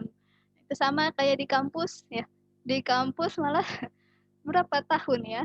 Itu cuma 1 semester gitu. Anggaplah rata-rata 4 tahun ya, 4 tahun kita kuliah. Yang diajarkan di kuliah itu pelajaran agama itu cuma 1 semester. Nah itu pun juga seminggu sekali ya kan ya. Kalau aku karena aku kelas malam itu cuma sejam. Nah sejam itu ngebahasnya cuman sholat, terus wudhu gitu. Itu pembahasan yang dari SD sampai aku kuliah itu nggak naik-naik gitu. Terkait sama wudhu, sholat, udah gitu aja gitu. Dan nah dan ilmu yang lain itu gimana ya mau nggak mau memang kita harus mencari keluar gitu, mencari keluar nggak cukup dengan apa yang disadarkan gitu ya di dunia sekolahan, di dunia pendidikan itu kurang gitu. Nah, mungkin beda ketika misalnya kita sekolah di tempatnya Kak Aski ngajar gitu, mungkin beda ya, Masya Allah. Karena setiap hari diajarin Islam, di setiap hari murojaah gitu. Terus juga di sekolahan teman-teman yang lain gitu, yang ada sakofah Islamnya di dalamnya. Nah, makanya itu kita sebagai kaum muslim perlu ya namanya mengkaji Islam. Nah, mengkaji Islam supaya apa? Supaya apa yang kita lakukan ini gak ngambang gitu, gak ngambang. Kalau misalnya aku tuh pernah ya, pernah waktu awal ngaji itu ngambang. Ngambangnya itu karena di framing masyarakat umum, ngaji itu kan khawatir ya, dikhawatirkan, ditakutkan gitu lah. Ya maksudnya kalau ngaji tuh bilang hati-hati ya ngajinya gitu. Jadi tuh aku ngaji awal tuh ngambang, nggak tahu cuman ikut-ikutan doang dan alhamdulillah ketika makin kesini ya lebih paham gitu. Ternyata ngaji itu luar biasa nikmatnya gitu. Dipertemukan dengan orang-orang yang salehah gitu. Terus juga pemahaman terkait Islam itu juga eh, makin dalam lah insya Allah gitu. Nah dari kajian ini juga mengarahkan hidup kita gitu. Kalau dulu sebelum ngaji ya, kalau misalnya gambaran kehidupan setelah SD itu SMP ya. Setelah SMP itu SMA. SMA itu kuliah kerja, nikah, punya anak, mati, udah gitu doang gitu. Ya begitu aja terus tanpa mengetahui emang sebenarnya tujuan kita tuh hidup dunia untuk apa sebenarnya gitu. Apakah cuman untuk bekerja saja, mencari uang gitu, ataukah untuk sekedar mengisi kekosongan di bumi gitu. Allah bilang, ini sayang-sayang nih nggak ada tempat, masih ada tempat kosong, masuklah masuk fit gitu. Akhirnya Fitri lahir gitu. Ya kan nggak gitu juga. Ya, Allah itu uh, mempunyai apa ya rancangan gitu, mempunyai tujuan. Gitu. Kenapa sih kita misalnya hidup di dunia ini? Kenapa sih Allah ini uh, memberikan apa yang lurus gitu, apanya yang lurus, memberikan kita pemikiran gitu, memberikan kita pemahaman yang lurus sama yang belok gitu, yang benar dan yang salah gitu. Allah itu memberikan sesuatu yang gelap dan sesuatu yang terang. Nah itu untuk tadi kita menjalani yang syarat amal diterima yang kedua itu kan membutuhkan ilmu. Nah, di mana ilmu ini nanti kita bisa membedakan yang tadi mana yang benar, mana yang salah gitu. Nah, sehingga Allah ini kan amal yang diterima ini kan datangnya dari Allah dan Rasulnya ya. Nah, ketika kita mengetahui ini pemikiran yang benar, kita akan muncul kerangka sendiri gitu, kerangka berpikir. Nah, di mana kerangka ini kita nggak perlu ngambang. Kalau tadi kan aku ngaji awal ngambang gitu ya. Kalau sekarang udah nepak lah, setidaknya sudah nepak jalan sendiri gitu. Karena sudah tahu gitu tujuan aku hidup ini untuk apa gitu. Nah, salah satunya adalah tadi untuk yang Dina sampaikan, yang Kak Aski sampaikan gitu ya, itu adalah untuk berdakwah, terus beribadah kepada Allah. Nah, kayak gitu. Kayak gitu Kak Fitri dari penjelasan Allah. Jadi sesuatu yang nggak mungkin dalam Islam itu bisa kita lakukan karena kita mempunyai tadi, kita sudah tahu tujuan kita dan kita sudah mempunyai kerangka berpikir gitu. Mau kemana nanti setelah kita hidup. Seperti itu Kak Fit. Baik, Masya Allah ya. Jadi dengan pemateri kedua kita ditegaskan gitu ya bahwa kewajiban berdakwah itu banyak sekali usaha ya yang bisa kita pelajari gitu loh. Dan itulah salah satu amalan kita gitu ya untuk mencapai tujuan kita. Gitu ya Kak Faza ya? Iya, betul. Iya, baik. Seperti itu yang sudah dijelaskan oleh pemateri kedua kita. Ada yang ingin bertanya? Kita buka sesi tanya jawab ya. Atau ada yang mau sharing juga dipersilahkan.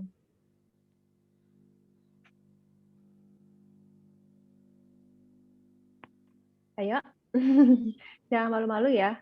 Kalau Kak Husnul tadi kayak udah sering banget di awal. Kayaknya mungkin bernafas dulu untuk Kak Husnul. Enggak lah, bebas-bebas. Kalau Kak Husnul ingin sharing lagi, boleh diperbolehkan. Jadi terkenal ya Kak Husnul ya. Kak Husnul. Ya.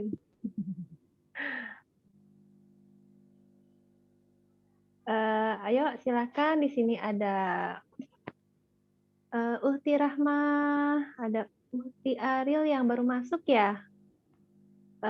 Gimana nih? Baru masuk, mudah-mudahan tetap ya dipahami. Ada Uhti Dina Fazalvina, Uhti Dinda juga kayaknya kurang lebih baru masuk deh. Tapi mudah-mudahan bisa mengikuti ya. Terus Uhti Hanifah, Uhti Melatun Asy'adah, Lutfi Septiani. Ya, dipersilakan bagi yang ingin sharing terkait dengan dari yang nggak mungkin kayaknya akan bisa kok, kan gitu ya maksudnya. Nah, di sini sih kita lebih tepatnya tidak diperbolehkan untuk insecure gitu ya. Jangan merasa kayak aku tuh apa ya, ndak aku mah apa, misalkan kayak gitu. Janganlah gitu ya. Karena orang yang seperti itu biasanya apa sih Kak Faza? Tidak akan meningkatkan diri gitu ya Kak Faza ya, kayak ya nggak ada progres diri gitu Kak. Soalnya seperti itu ya Kak ya. Ya, Karena kalau kayak masih menyampaikan malu. itu, Hah? menyampaikan Islam itu, ya, tes, ya, kalau menyampaikan Islam itu ya sebenarnya kita udah tahu gitu ya. Cuman ada tingkatannya gitu dalam menyampaikan Islam. Ada salah atau benar, ya, terus ada pantas atau tidak pantas, dan tuh yang terakhir itu ada estetikanya gitu, keindahannya ketika menyampaikan. Nah, kalau di awal ya wajar gitu, kita masih dalam proses benar atau salah dulu gitu. Masalah pantas nggak pantas, insya Allah itu akan akan berkembang ya, akan menyesuaikan ketika kita udah terbiasa gitu. Kalau misalnya dari awal pun kita nggak mau nyoba, gimana kita mau nangis gitu kan ke tingkat selanjutnya. Baik. Namanya juga progres ya Kak Faza. Nah, pasti Allah sangat menghargai umatnya gitu ya, hambanya gitu maksudnya. Ayo dong, siapa nih yang mau sharing? Dipersilahkan. Wow, rata-rata on kamera ya. Ya, Aku mau nambahin sedikit dong, sedikit aja ya. oh kasih. Kenapa Aja sih kita tuh penting berdakwah gitu ya? Kenapa sih kita tuh penting berdakwah gitu? Apalagi kita di sini kan rata-rata kalangan Gen Z ya, Gen Z gitu. Termasuk saya Gen Z. Terus yang lain rata-rata Gen Z ya. Apalagi kalau dilihat tuh Dina Fazalvina tuh dia Gen Z banget gitu ya. Nah, jadi yang bukan angkatan Gen Z nggak usah minder gitu ya. Selagi masih muda mah nggak apa-apa gitu.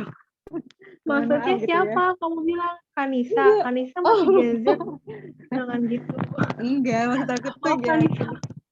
Kenapa sih kita itu berdakwah? Apa harus berdakwah gitu ya? Apalagi di zaman modern yang sekarang yang semua aplikasi itu udah ada, semua gadget itu canggih gitu ya, apalagi kayak TikTok, YouTube, terus Facebook tuh kayak udah ketinggalan zaman ya, kayak TikTok dan YouTube itu kan yang lagi trending gitu ya.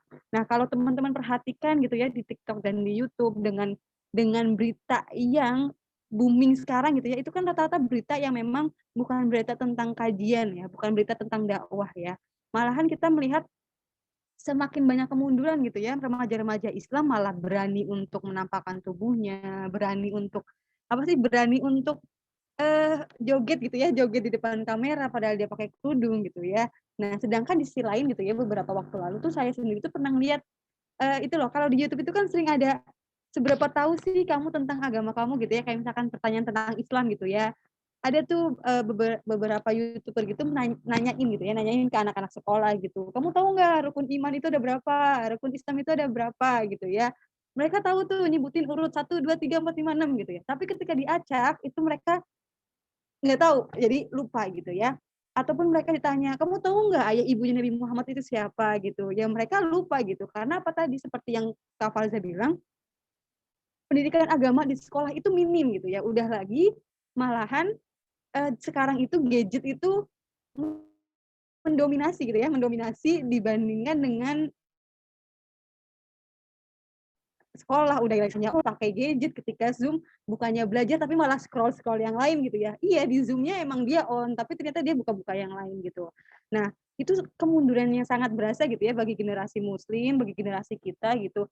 Orang muslimnya aja itu nggak tahu tentang agamanya dia gitu ya. Nah, berarti kan tugasnya kita nih, generasi milenial, generasi Gen Z gitu ya, yang tahu tentang teknologi, dakwahnya lebih harus canggih lagi gitu, bukan pakai dakwah yang kayak zaman dulu lah ya, karena kan kita pendekatannya dengan anak-anak masa kini gitu ya, berarti pendekatannya harus lebih bagus. Bahkan ada gitu yang sampai bikin miris, beberapa komentar anak muda tuh sampai bilang, aku tuh sebenarnya udah nggak yakin tahu sama Islam, tapi aku mau keluar dari Islam takut gitu kan. Nauzubillah min dzalik, dia sampai bisa berkomentar seperti itu gitu ya, dari jemarinya dia gitu, karena memang dia sendiri tidak merasakan nilai keislaman di dalam diri dia, di sekolahnya dia kurang, pun dia juga mau mencari tahu kemana pun dia juga bingung gitu ya. Sedangkan lingkungannya dia itu penuh dengan misalkan K-pop gitu loh ya, terus apalagi TikTokan gitu ya, terus hangoutan gitu. Ya gimana dia mau tahu tentang agamanya dia ketika dia nggak mau mencari gitu. Nah, tugas kita sebagai agen-agen yang muda, masih muda yang masih, aduh mau kemana-mana tuh gampang gitu lah ya. Nah, itu ya tugas kita untuk memahamkan anak-anak muda zaman sekarang bahwa kita tuh harus tahu agama kita sendiri, kita tuh mau kemana sih gitu. Gitu Kak Fitri. Baik, baik. Oh iya, eh, ngomongin TikTok gitu ya. TikTok sendiri kan juga banyak berbagai konten ya. Ada yang konten cuman buat hiburan senang-senang aja gitu ya. Ada beberapa konten yang persoalan pendidikan, ada konten yang berdakwah juga pun ada gitu.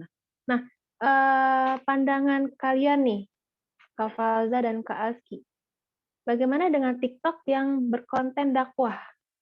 Apakah itu bisa dibilang kita itu sudah melaksanakan kewajiban dakwah kita dengan cara konten dengan TikTok? Bagaimana, Kak?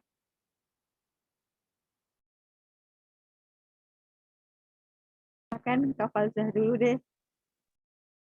Bisa diulang pertanyaannya nggak, Fit? Aku tadi mati. Ya, persoalan TikTok kan lagi ramai ini, lagi trending gitu kan ya, karena kan kebanyakan TikTok sendiri kan dipakai buat hiburan. Kebanyakan juga apa namanya yang dilakukan tuh orang-orang ibu rumah tangga kebanyakan gitu juga ya. Karena capek mungkin ya, lelah gitu, udahlah lebih baik kita joget-joget gitu kan di TikTok, senang-senang. Nah tapi di selain itu pun juga ada kok TikTok yang kontennya itu yang isinya pendidikan, isinya kesehatan, dan memang dakwah pun juga ada. Nah pandangan Kak Falza dan pandangan Kak Aki terkait dengan TikTok gitu ya, yang berkonten dakwah, apakah itu sudah menjadikan kita ini sudah melaksanakan dakwah kita dengan apa namanya perantara TikTok loh. Sudah terbilang itu belum? Sudah terbilang kita tuh sudah melaksanakan itu gitu. Bagaimana pandangannya? Ya, TikTok yang lagi rame. Jujur ya, adik aku juga punya TikTok. Dan kayaknya aku lihat tuh seru ya. Kayak misalnya senam gitu di TikTok gitu. Nah, tapi ketika misalnya kita melihat hukum dari suatu produk gitu ya, kita kalau misalnya dilihat dari produknya itu, kita samakan dengan hukumnya Facebook, hukumnya Instagram, itu kan sama-sama aplikasi ya. Mereka tuh sama-sama aplikasi. Nah, yang membuat eh, itu menjadi nggak boleh gitu. Sebenarnya kalau aplikasi kan mubah hukumnya, boleh. Nah, cuman dari isinya beda ya. Maksudnya dari misalnya dari Facebook, nah itu misalnya isinya apa gitu kan ada yang paling dominan gitu ya. Terus Instagram isinya apa yang lebih dominan. Nah, kalau yang TikTok ini memang yang lebih dominan ini yang nggak bisa kita pungkiri itu adalah kayak uh, mohon maaf gitu orang-orang apalagi perempuan gitu ya dia itu bergoyang-goyang dengan ya tidak menampilkan rasa malunya gitu, apalagi perempuan gitu ya. Nah, ketika misalnya kita sebagai pengguna aplikasi yang tadinya itu mubah, akan dikembalikan lagi bagaimana uh, penggunaannya. Yang pertama, ketika misalnya penggunaan itu untuk dakwah, ya monggo gitu, monggo. Kayak misalnya Facebook itu kita untuk berdakwah silahkan gitu. Nah, tapi ketika misalnya kita gunakan untuk sesuatu yang misalnya melalaikan gitu. Kalau di Facebook itu kan ada sekarang itu yang kayak video-video, film-film gitu ya. Ada misalnya membuat masakan atau misalnya membuat barang-barang yang lebih memudahkan hidup kita itu kan ada ya.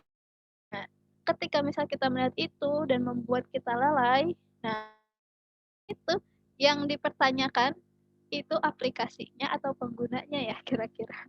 Kalau misalnya hal tersebut bisa terjadi, katanya udah waktunya sholat, karena keasikan misalnya nonton yang tadi, jadi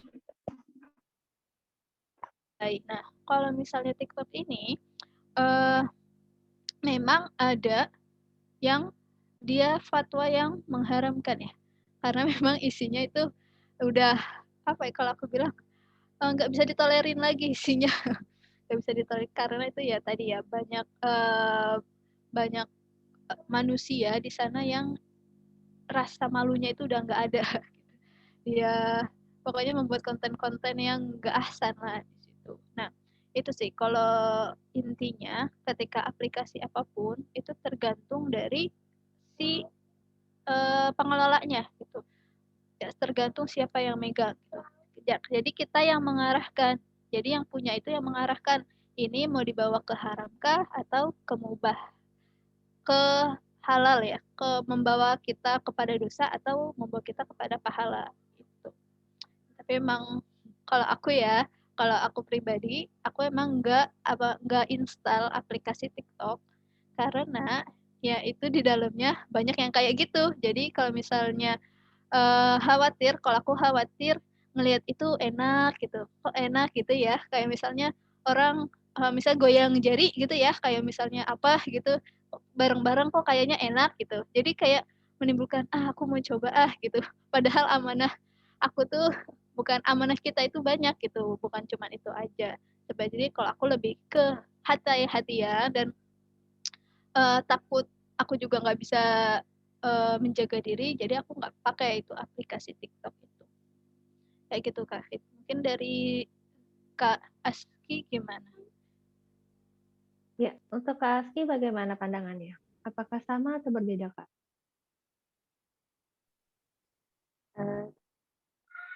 Cek suara aku dengar nggak? Ya, dengar.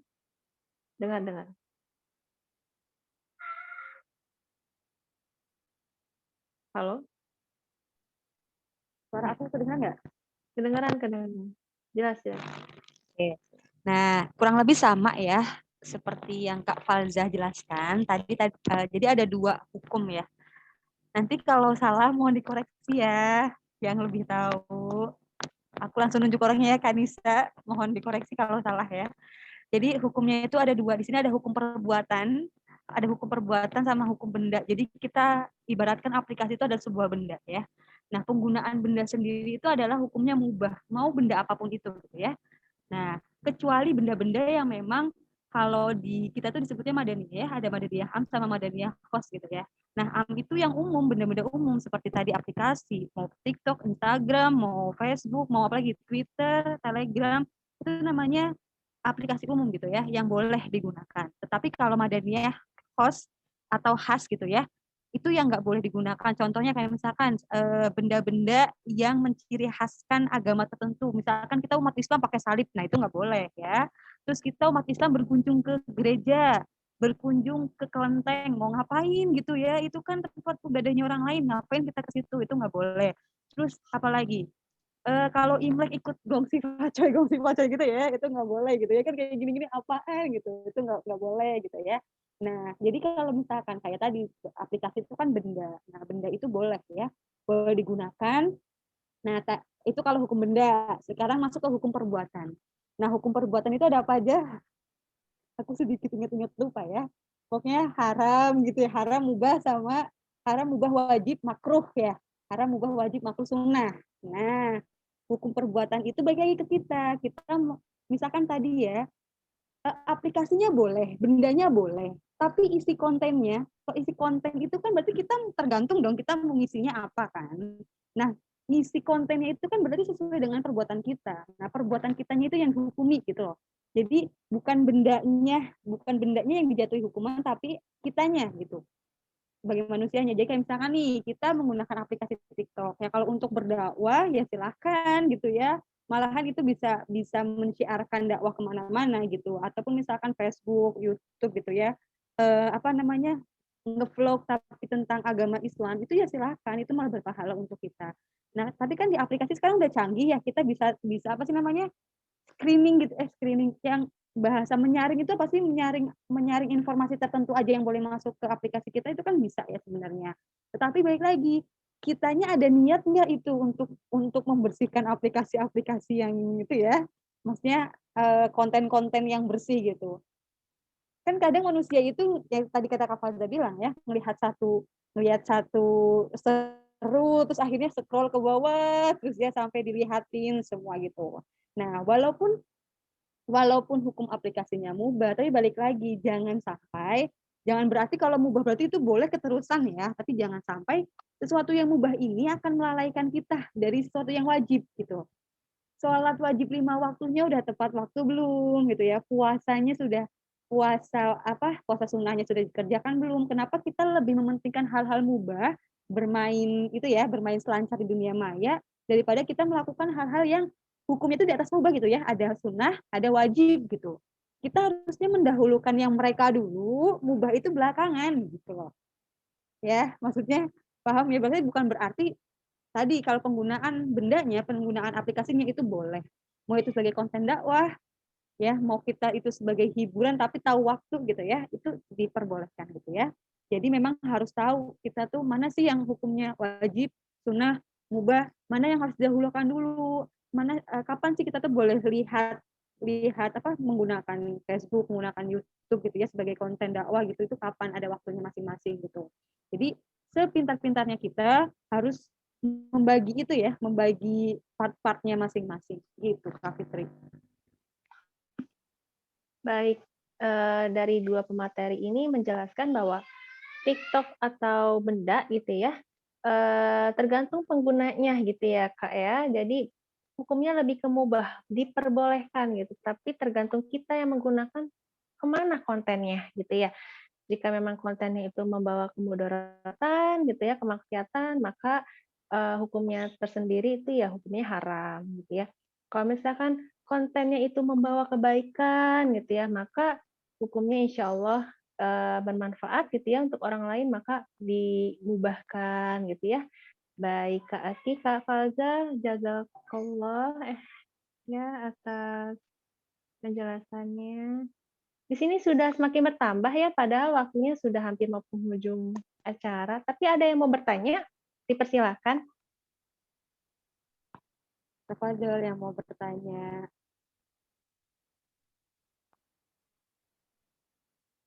Atau mungkin gini, Kak, boleh nggak sih awal-awal tuh aku kan nggak berani ya menyampaikan secara lisan, boleh nggak sih aku tuh kayak nge-repost aja gitu kerjaannya, kan sama aja tuh menyebarkan kebaikan. Ya gimana ya Kak, namanya juga aku belum pede. Nah, dalam hal seperti itu, gimana pandangan kalian? Silakan.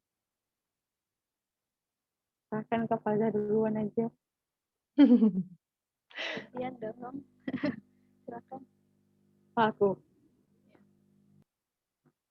Kan kalau yang saya lihat gitu ya, generasi sekarang gitu, kayak udah tua banget gitu ya, padahal enggak, soalnya kalau generasi sekarang itu yang saya lihat ya, kayak anak muda sekarang itu lebih banyak insecure-nya ya, lebih banyak kayak nggak pedenya gitu ya. Makanya itu kan rata-rata orang yang mereka itu menggunakan dunia maya, mereka itu orang-orang yang susah untuk bersosialisasi dengan dunia luar gitu ya. Makanya mereka itu bisa bikin konten menggunakan video ya, karena ketika mereka membuat konten itu kan dia sendiri gitu ya, nggak ada yang liatin. Kalau berinteraksi sosial itu kan kita langsung terjun ke masyarakat gitu ya. Nah, kalaupun misalkan itu salah satu cara gitu ya, itu salah satu step langkah awal untuk dia dapat berdakwah ke lingkungan masyarakat, ya kenapa tidak gitu, walaupun masih bisa baru sekedar share aja materi gitu, tapi dilihat lagi share materinya itu jangan cuma share aja, tapi kitanya yang nge-share juga baca gitu, nanti jangan-jangan salah nge-share gitu ya, ternyata sesuatu yang kita share itu malah yang bertentangan dengan pendapat kita gitu. Nah, jadi ketika kita men-share, terus kita juga baca gitu. Takutnya kan nanti ada yang komen, emang bener ya kayak gitu. Coba dong, aku mau tahu lebih jelasnya. Nah, akhirnya ketika misalkan ada orang yang bertanya, kita jadi lebih bisa menjelaskan juga gitu. Ketika kita sudah tahu ya. Itu Kak Fitri. Baik. Kak Faza mau menambahi atau sudah cukup, Kak Aski? Ya, sedikit ya. Oke. Jadi sebenarnya kalau diibaratkan ya, ketika misalnya kita sudah keyakinan itu kita udah benar, keyakinan kita tuh udah 100% gitu. Terus ada sesuatu yang berseberangan dengan kita, itu ibarat kita kayak punya panas dan ingin mencipratkan panas kita itu pada orang lain gitu. Ya, contohnya ketika misalnya tadi ada orang yang nggak yang berpacaran gitu. Kita udah tahu nih hukumnya nggak boleh berpacaran. Kita tuh kayak mau nasehatin dia gitu ya, mau nasehatin orang itu, jangan pacaran gitu. Itu fitrahnya gitu ya, ketika kita dalam kebenaran. Pun kayak tadi sama yang ketika misalnya kita melihat suatu postingan, kita rasa oh ini bagus nih. Nah, kita juga pengen orang yang di luar sana itu merasakan apa yang kita rasakan gitu. Nah, itu emang fitrahnya tuh seperti itu. Jadi kalau aku bilang itu sebagai salah satu langkah ya, langkah awal kita untuk berdakwah gitu. Ya, berdakwah itu kan nggak cuma di depan mimbar terus khotbah gitu ya. Itu kan nggak kayak gitu. Nah, salah satunya cara itu ya itu tadi meng-share, melanjutkan. Nah, nanti itu juga lama-lama kita akan biasa dan lama-lama kita juga akan mempunyai tulisan sendiri gitu ya, nanti dimana akan juga di-share sama orang. Itu support banget sih kalau misalnya mau melakukan langkah awal seperti itu. Itu Kak Fit. Baik. Jadi bagi teman-teman yang di sini yang masih merasa kayak aku masih malu untuk langsung menyampaikan ke orangnya misalkan. Mungkin diawali dengan nge-repost gitu ya, nge-sharing gitu ya. Boleh banget ya kata Kak Faza dan Kak Aski gitu ya. Tapi jangan hanya terpatok di situ gitu ya. Tapi tadi balik lagi di pembahasan di awal bahwa kita kembangkan kembali progres diri lagi untuk memaksimalkan gitu ya, menyebarkan kebaikan atau mensyiarkan gitu ya dakwah Islam ini. Seperti itu ya Kak Faza dan Kak Aski ya. Baik, ada yang mau ditanyakan kembali untuk peserta kita kali ini? Saya cek ya, apa masih dalam Ada yang mau bertanya ini Kak Fitri dari Adel. Coba Adel? disapa dulu ya, Adela Berlian. Coba disapa dulu. Oke, Assalamualaikum warahmatullahi wabarakatuh, Uti Adel. Ya, dipersilakan. Dari mana nih BTW? Dari Tangsel, Kak, tapi maaf nggak nyalain kamera. Di sini mati lampu, gelap banget. Mati lampu ya, tidak apa, karena memang lagi musimnya banjir, musimnya mati lampu gitu ya. Di sini kanan kiri banjir semua. Aku mau nanya, tapi aku maaf banget tadi nggak ngikutin dari awal, jadi nggak tahu sih sebenarnya pembahasannya dari awal apa. Cuma kan tadi nangkapnya dari Kak Falza yang bahas tentang TikTok ya. Nah itu agak melenceng sih sebenarnya pertanyaannya. Cuma mau nanya biar agak plong dikit gitu. Kan kalau secara hukum Islam itu kan nggak ada status pacaran gitu ya. Cuma kan kayak yang kita tahu itu tuh ya anak zaman sekarang ya udah itu tuh sebagai status gitu loh. Alhamdulillah aku sendiri kan nggak ngejalanin itu. Jadi juga kadang kalau ditanya tuh suka bingung. Kok lu nggak gini-gini sih? Kok lu nggak gini-gini sih gitu kan? Nah itu enaknya tuh jawabnya gimana sih Kak? Biar kayak ngasih tahu itu tuh nggak ada status gitu loh. Kadang tuh aku suka ngasih tahu kan suka bilang emang itu ada status di Islamnya, bukan itu nggak termasuk status. Kadang tuh suka dibalikin gitu. Gimana sih cara bikin kayak udah gitu biar dia sadar gitu secara nggak langsung gitu sih Kak. Kasih. Oke, sama-sama. Nanti akan dijawab oleh Kak pemateri kita. Dari Kak Fauza dan Kak Aski silakan. Silakan Kak Aski yang sering berdakwah di tengah-tengah orang pacaran. Tafadhol. kadang tuh aku suka mikir kalau untuk pertanyaan tentang pacaran itu aku suka bingung ya. Yang bagus dulu ya saya tuh. Jadi kita kini aku sebenarnya karena memang SMA selalu bareng sama dia. Menanggapi teman-teman gitu ya, menanggapi pertanyaan teman-teman, kok kamu nggak pacaran sih, kok lu nggak pacaran sih, apalagi di kota gitu ya, di kota gitu, secara nggak pacaran sih ketinggalan zaman banget gitu ya, astagfirullahaladzim gitu. Nah ini ya, ini salah satu contoh pentingnya kita tuh berdakwah gitu. Yang tadi kata Mbak Adel bilang aja, memang ada ya hukumnya di Islam, kata temannya dia gitu ya, emang ada ya hukumnya di Islam tentang pacaran. Nah temennya dia aja nggak tahu gitu lah, bahwa sebenarnya di Islam itu adalah semuanya itu diatur antara hubungan laki-laki dan perempuan gitu ya, interaksi antara laki-laki dan perempuan, sampai menikah pun, sampai punya anak, sampai membangun rumah tangga, membangun negara pun diatur gitu ya. Nah itu sedihnya gitu ya, hidup di kota tapi dia nggak tahu tentang agamanya dia, bahkan dia aja emang ada ya hukumnya gitu ya, dia agamanya Islam tapi dia nggak tahu gitu kan, itu sangat sedih sekali ya gitu ya sebagai kita umat Islam gitu. Nah, itu harusnya menjadi cambukan buat kita ya. Sejauh mana sih kita dakwahnya, kok masih ada orang yang nggak tahu bahwa pacaran itu nggak boleh. Gitu ya. Nah, cara menanggapinya gimana? Ya Mbak Ade tinggal sampaikan aja, iya di Islam itu ada hukumnya. Kalau pengen dia dengerin ya, bener-bener dengerin, ajaklah sambil makan gitu ngomongnya. Jangan pas waktu menggerutu gitu ya, pas dia lagi pacaran terus Mbak Adil ingetin gitu ya, jangan, tapi diajak makan lah ya, diajak makan, dikasih tahu sebenarnya tuh pacaran tuh nggak boleh gitu. Terus kok lu tahu dari mana gitu misalkan ya, ini loh di suratnya, nah nanti Mbak Adel, aku lupa nih surat dalilnya apa gitu ya, ini disertakan dalilnya gitu ya, yang sedikit aja gitu, bahwa sebenarnya hubungan laki-laki dan perempuan itu dalam Islam itu terpisah, benar-benar terpisah gitu ya, hanya yang dibedakan itu hanya pada tiga ranah, yaitu kesehatan, pendidikan, dan muamalah. Muamalah itu kayak misalkan jual beli. Nggak mungkin dong kita mau beli cabai, penjualnya laki-laki, kita perempuan. Aku nggak mau beli cabai, maunya beli cabai yang penjualnya perempuan. Tapi adanya laki-laki, terus kita nggak masak-masakan kalau kayak gitu. Nah, berarti di tiga ranah itu aja kita boleh berinteraksi dengan laki-laki. Pendidikan, kesehatan, dan muamalah. Ya, kesehatan misalkan mau disuntik, adanya dokternya laki-laki, kita nungguin ada dokter perempuan, terus kapan kita sembuhnya gitu ya. Nah itu harus tiga hal itu boleh ya berinteraksi dengan laki-laki. Pun kalau di pendidikan, jangan jadikan alasan ketika di pendidikan itu boleh berinteraksi dengan laki-laki, akhirnya malah kebablasan ya. Ngerjain tugas kuliah, bareng, nongkrong dari pagi sampai malam gitu ya, ngerjain tugas kuliah sampai akhirnya tugasnya bukan dikerjain tapi malah ngobrol gitu ya, nggak tahu kemana gitu. Nah itu yang nggak boleh gitu ya. Yang maksudnya di pendidikan boleh interaksi antara laki-laki dan perempuan itu misalkan dosennya laki-laki, kitanya mahasiswanya cewek dong. Nah itu boleh dosennya mengajari kitanya berinteraksi tentang masalah tugas, masalah kuliah, itu boleh gitu ya. Bukan berarti malah kalau pas waktu saya kuliah dulu, alhamdulillah ya dapat dosen itu dia yang ngerti agama gitu, semuanya gitu ya. Alhamdulillah antara laki-laki dan perempuan itu dipisah, benar-benar bentuknya itu dipisah. Laki-laki di kanan, terus perempuan di kiri, ataupun misalkan laki-laki di depan, perempuan di belakang.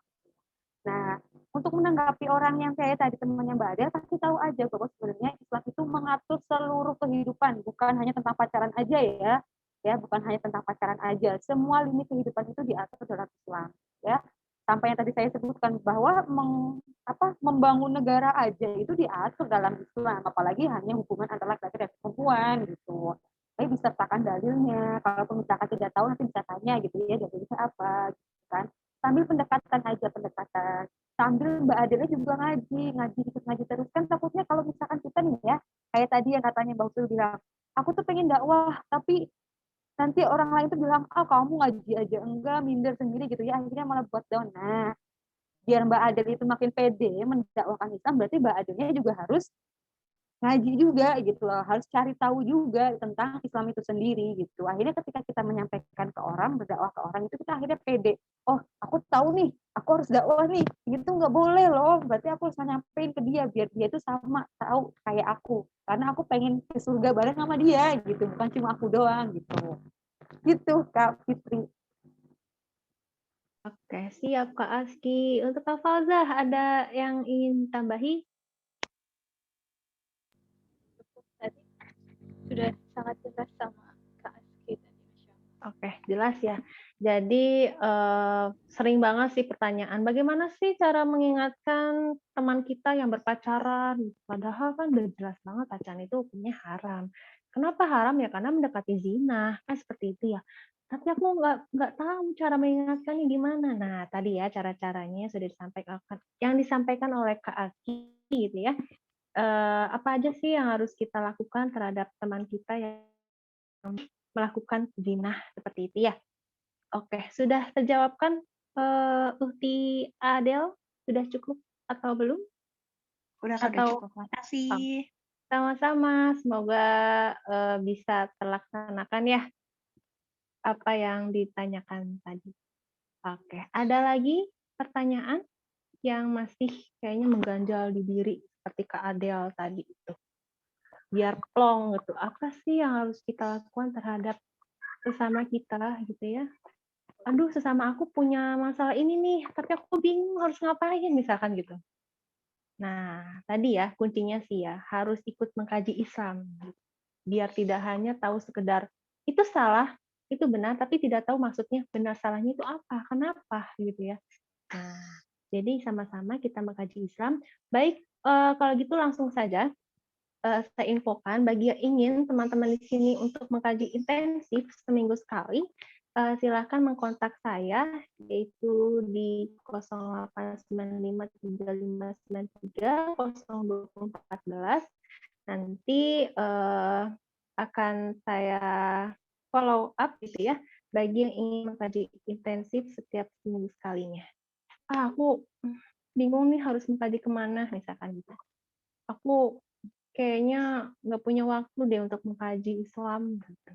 Tadi balik lagi di awal pembahasan, tujuan kita itu apa gitu ya, mau kemana gitu kata Kak Falzah. Nah, jika kita sudah tahu tujuannya, ayolah sama-sama kita belajar mengkaji Islam gitu ya, dari hal kecil gitu ya hingga ke hal besar. Gitu. Untuk apa? Untuk mencapai tujuan hidup kita. Seperti itu.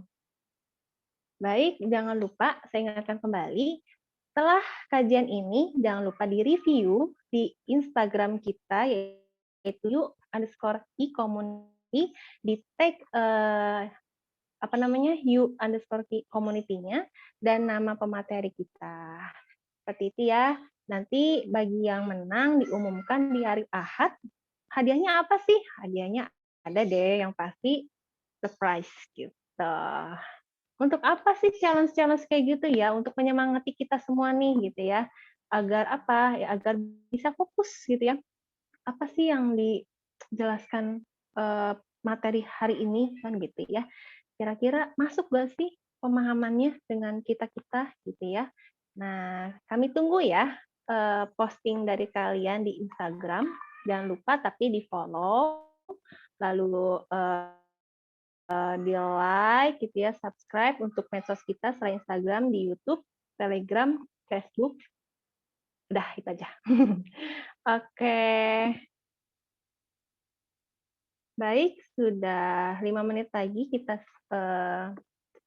acara ini selesai. Apakah cukup bagi peserta? Ada yang ingin ditanyakan lagi? Jika memang sudah, mari kita tutup ya. Sudah ya? Baik, oke.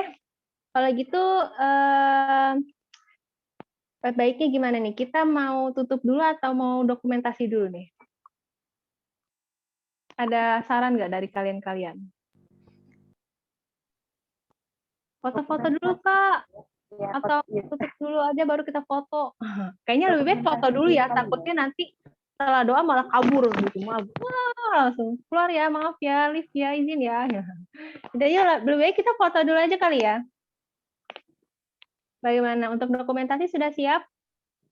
Ya, tolong jangan di spotlight hostnya, MC-nya, ini cuma mukanya dia yang kelihatan. Kenapa? MC-nya jangan di spotlight. Di aku tuh masih di spotlight. Oh, udah. Oke, udah. Oke. Pastikan Pastikan semuanya on kamera ya. Karena untuk dokumentasi pekan ini nanti kami buat apa namanya tuh? Apa Tuh, namanya ada guys? 2 orang yang belum nyalakan video, mau ditinggal saja atau gimana? Oke, Uti Adel dan Uti Sepsi bagaimana nih? Mau Aku tetap gelap banget Kak di sini. Maaf ya. enggak ya, nggak apa-apa ya. Oke, Kak Adel, ya tidak Harus keluar apa. rumah banget. Ya, oke, dimaklumi. Untuk Kak Septi, Uti Septi bagaimana? Tidak apa? Atau ingin menunggu? Gak apa-apa Kak, itu aja. Lewat Oh, aja. lewat aja, boleh. Baik, semuanya sudah siap ya untuk di SS gitu ya, dokumentasi kita pekan ini. Baik, saya aba-abain ya, ada berapa kali nih Kak untuk di tag-nya? 2 kali aja, jangan banyak-banyak nanti keterusan. Oke, kecanduan. Oke, saya aba-aba ya. Saya aba-aba. Oke, 1, 2, 3. Oke, sudah belum? Sebentar. Udah sebentar ya, satunya nanggung. Aku Kenapa itu tuh? dulu, aku pindah dulu. Oh, pindah dulu. Ini yang masih gaya bebas atau gaya biasa? Tadi kan gaya biasa ya. Mau gaya apa satu lagi?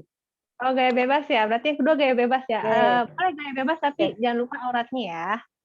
Oke, dipersilakan 1, 2, 3. Sudah? Sudah?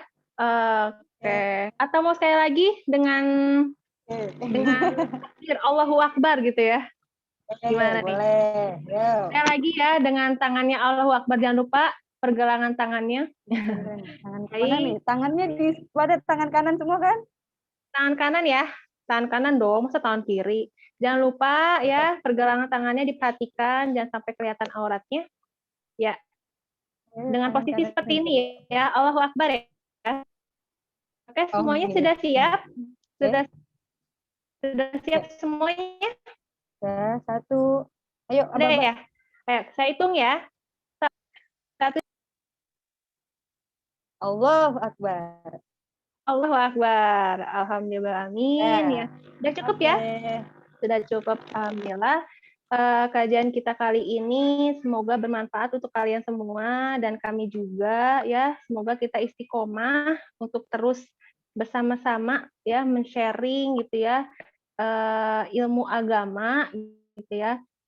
Anggaplah ini sebagai meningkatkan iman setiap minggunya gitu ya, tidak hanya meningkatkan imun tubuh tapi meningkatkan iman juga. Nah, kira-kira apa ya tema minggu besok tuh apa kira-kira?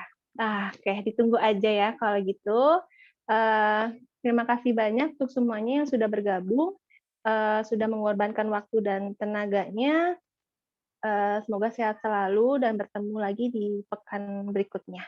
Ya, kami tutup ya dengan membaca istighfar 3 kali dan kafaratul majlis. Astagfirullahaladzim. Astagfirullahaladzim.